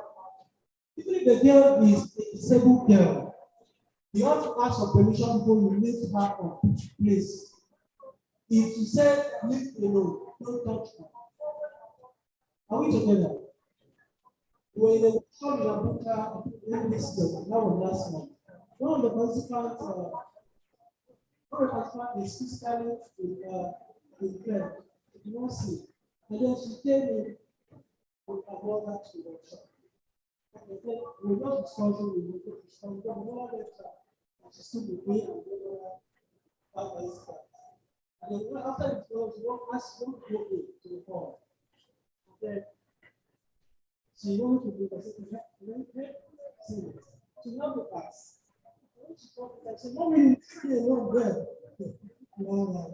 So it is important that you ask over her. Even your own child, normally, even your own child, it's not the fact that it's your child, it's your house.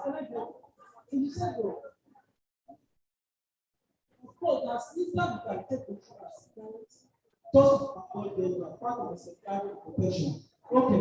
Now, if they are all on distress, comfort or reassure them, or without compromising them, or dignity, or doing anything to destroy your own behavior, at the same space, it's important that you avoid inappropriate physical contact. Safe space, I think my colleague, the safe space are not provided by a man. The man can also handle the safe space for girls, as long as he is professional in the conduct. Yes, we have daughters, and some of them are not professional at that. Let's just speak for another day. Speak for another day. Okay. Now, avoid inappropriate physical contact. Okay, that is still part of it. We have appropriately ensure that the own behavior and language is located in the presence of the children and young people, and refrain from jokes or comments which may cause any kind of distress. We have a case, that's why we said that police station is not a safe space. Church is not a safe space. But the safe space can be created in the church. That's why we have children department. Are we together? That's why we have children department. At the children department, the concept of is that that place is conducive. My pastor said something. He said, "Former pastor, yes." Now, okay. He said, there are things I'm supposed to say here, but because children are here in this auditorium, we don't try and tally up the children department so they can go. I said, wow. Because as a child, right now to me, that things don't say, no, you don't say, no, this one is right. I said, wow, that's good. Okay. Okay, plan activities in advance to ensure that the age, gender, and ability of your participants are taken into account. That's why we have appropriate ensure that participation further than corrected. Now, if any report any concern about the girls' welfare to the stated safeguarding program, this is what we were discussing that time. We were talking about Victoria. So, what the chief master Ayo hearing he reported the case to the appropriate authority, action was taken. Upon walking alone with the girl in an isolated place, even in the church now, some counselors, we have counselors. I'm the church. They have for counseling. The church is now. You're going to be part of counseling. But only another person sitting by the side. I don't know happen because they know you are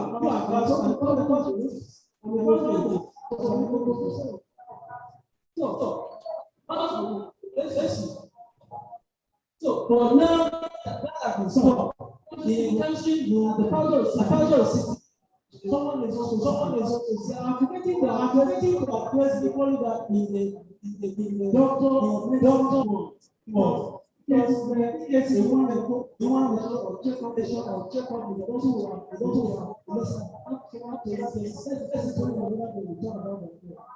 okay. Alone, I'm going with the child alone. At least two adults are present at any time or walking. They show they are in an area seen by other adults. Safe space is not a secret box. Even though it's called safe space. That's another point to be. Safe space is not a place that short everywhere is blocked and then no head is entering. That's not safe space.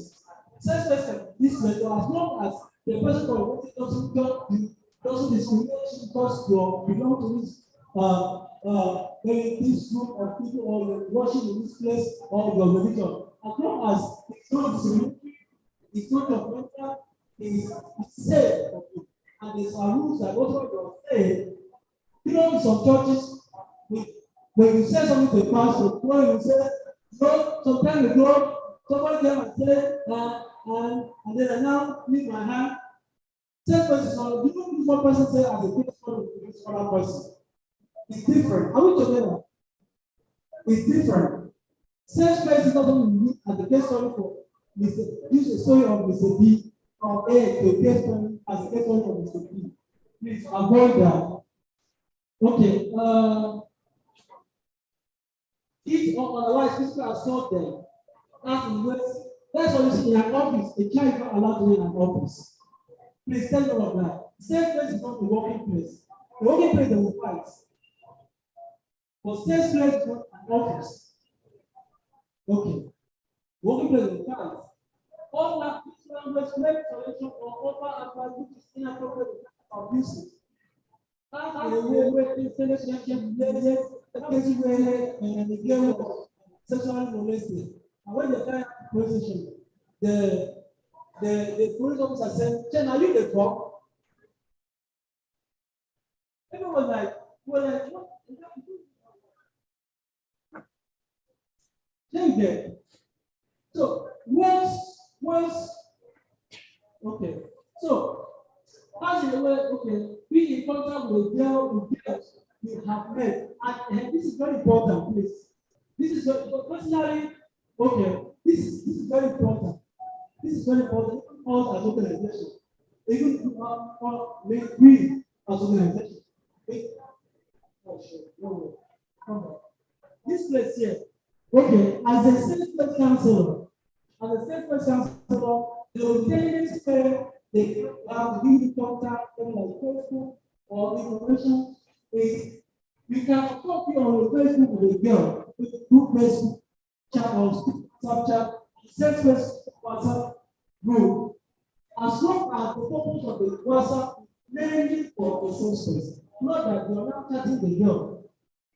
For the fact that the woman doesn't stop, we have cases where a female sexually related to a child. It happens. It happens. Okay. And they were not people of sexual relationship with them.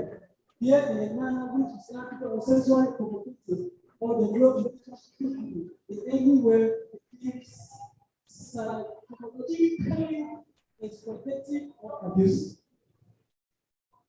I'm not able to run down this, I can go to the next wrap up the discussion today. Madam Tina will make this. This is not our own. I'm talking from their software place. Is that still? Of course, we were supposed to have, I think, Madam Tina. Can we have to continue?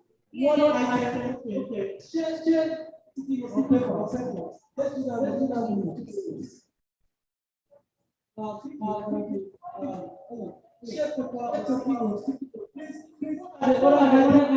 Should be included in academic policy for your school.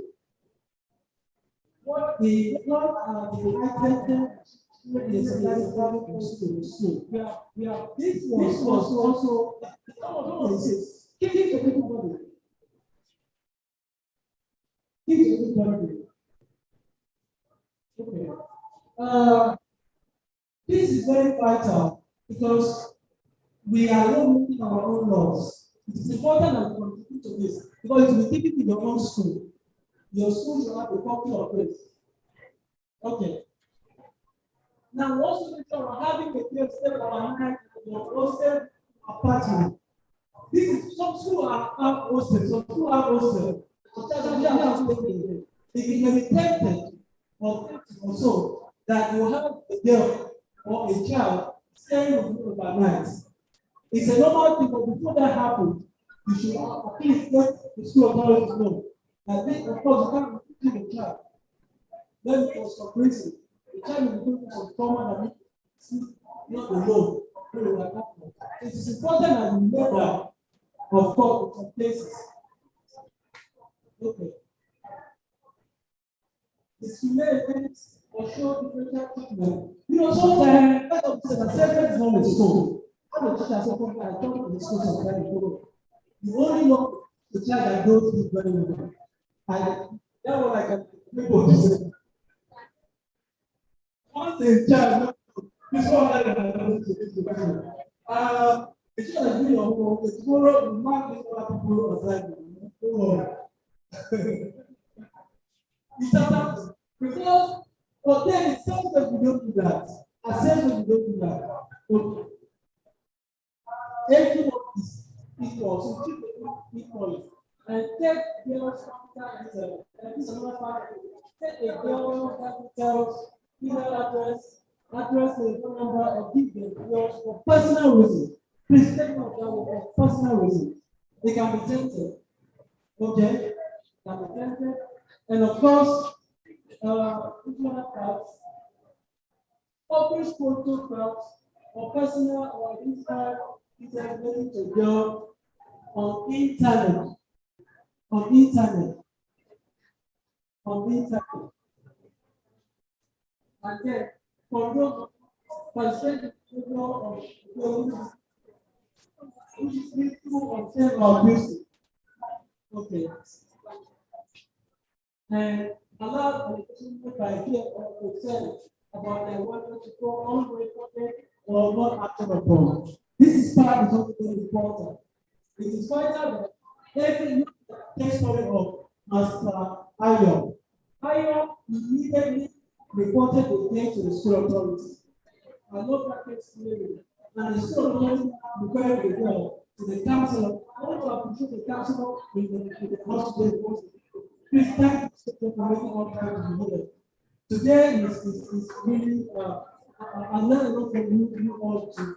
Thank you, because I want to because I know we have been planted and we are going out there to do excellence. Okay. Okay. These activities that are just supposed to be called, what is the name of what position was today? How many so probably I can run through this and quickly or Valentina, please. Okay. Okay. Why any question on the certificate, please? Any question on the certificate items? Any question, please?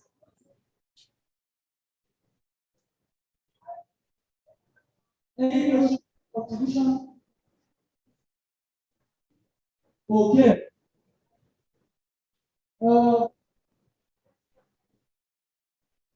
These are some of the programs for self-assessment. We are approved to. This is a copy of this will be to you, so that the lecturers and the advocate in the schools. But you can write it because you are going to move from school to school. You don't know where to put your turn or else to come back to the school. So, under this, building girls' right autonomy. Building girls' right autonomy. Under this clause, integrating the girls from comprehensive sexuality education, sexual abstinence, risk behavior, unhealthy relationship. Now, we this on the issue of risk behavior and unhealthy relationship, this is the whole days. Because you are not people that have a see or hear your ears now. It's important that we address the issue of unhealthy relationship, yeah. Because most of the things that happen in schools happen because the girls are into bad, and they're being influenced by their peers. So, peer pressures, prevention of child sexual exploitation and abuse, including teacher to student sexual relationship. You are going to go to be our advocate as well. Child marriage, unintended pregnancy, unintended abortion, HIV prevention. While we're still at a mission for the goal, let's go. I don't know where I see the school business. HIV let's go. We used to have the not just one. We have HIV.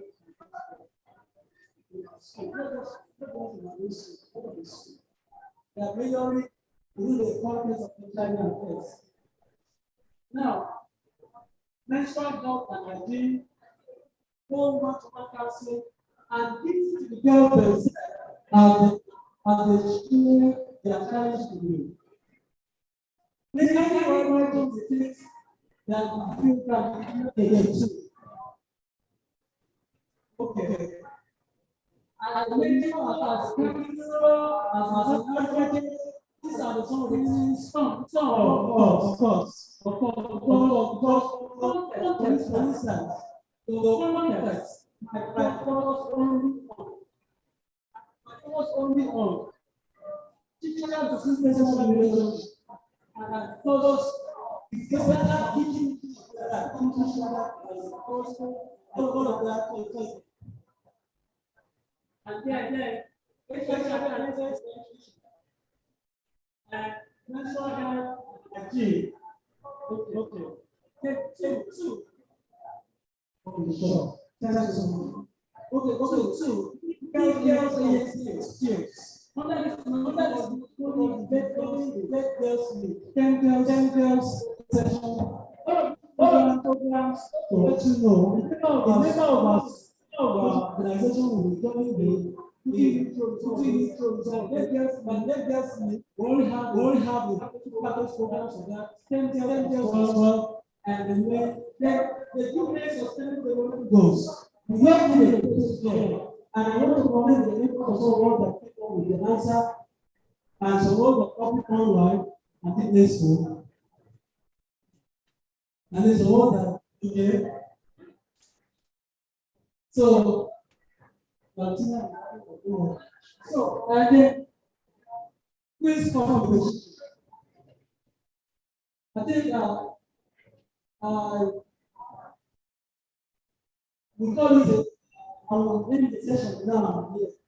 Please ask questions where necessary. We're going to talk about what today and the subsequent discussion. The question of our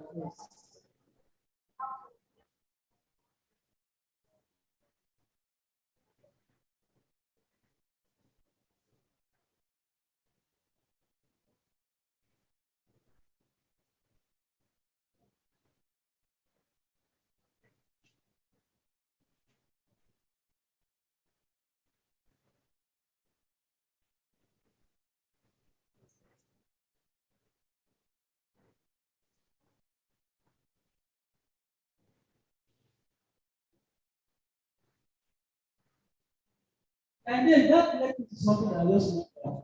We are going to have a program on empowering teachers, parents on the right and disability, scoring the right of children with disabilities. Our number will eventually come from this subsequently. It's another program.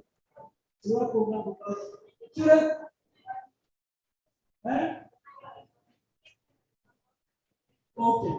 Okay. Because we have identified also that children with disabilities face a very great challenge in school. Discrimination, violence, and all that. So it's another program that we will likely talk about subsequently.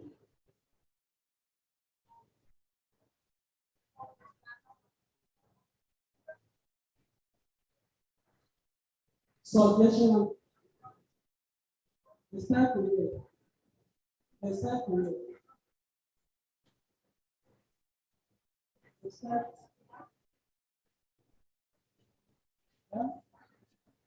The start of this.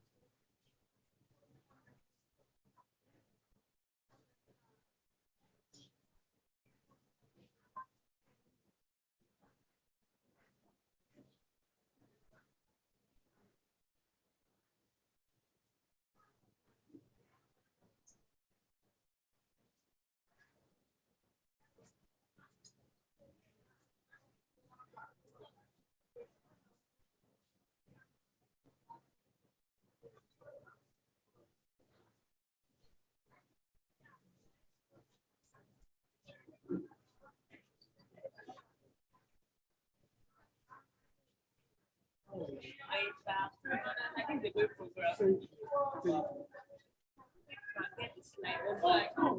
Of course, not just the slide, because the time it's a topic. You don't take it from the topic, so give it a topic. Hey, group picture, please come back. Come back. What our when we waiting for.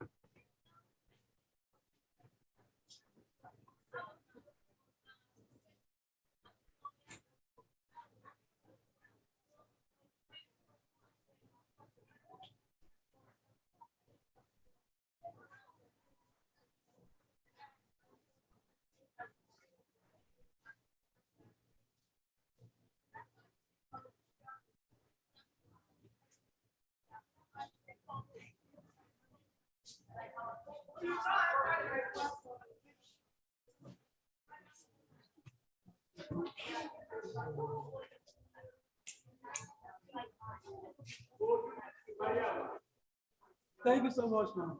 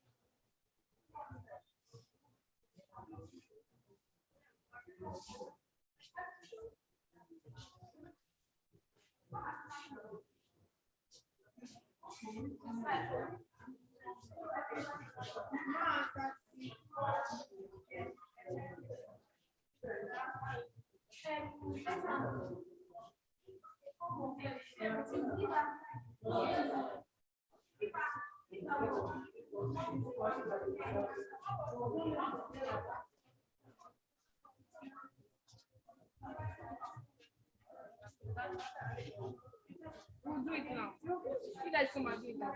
Very important.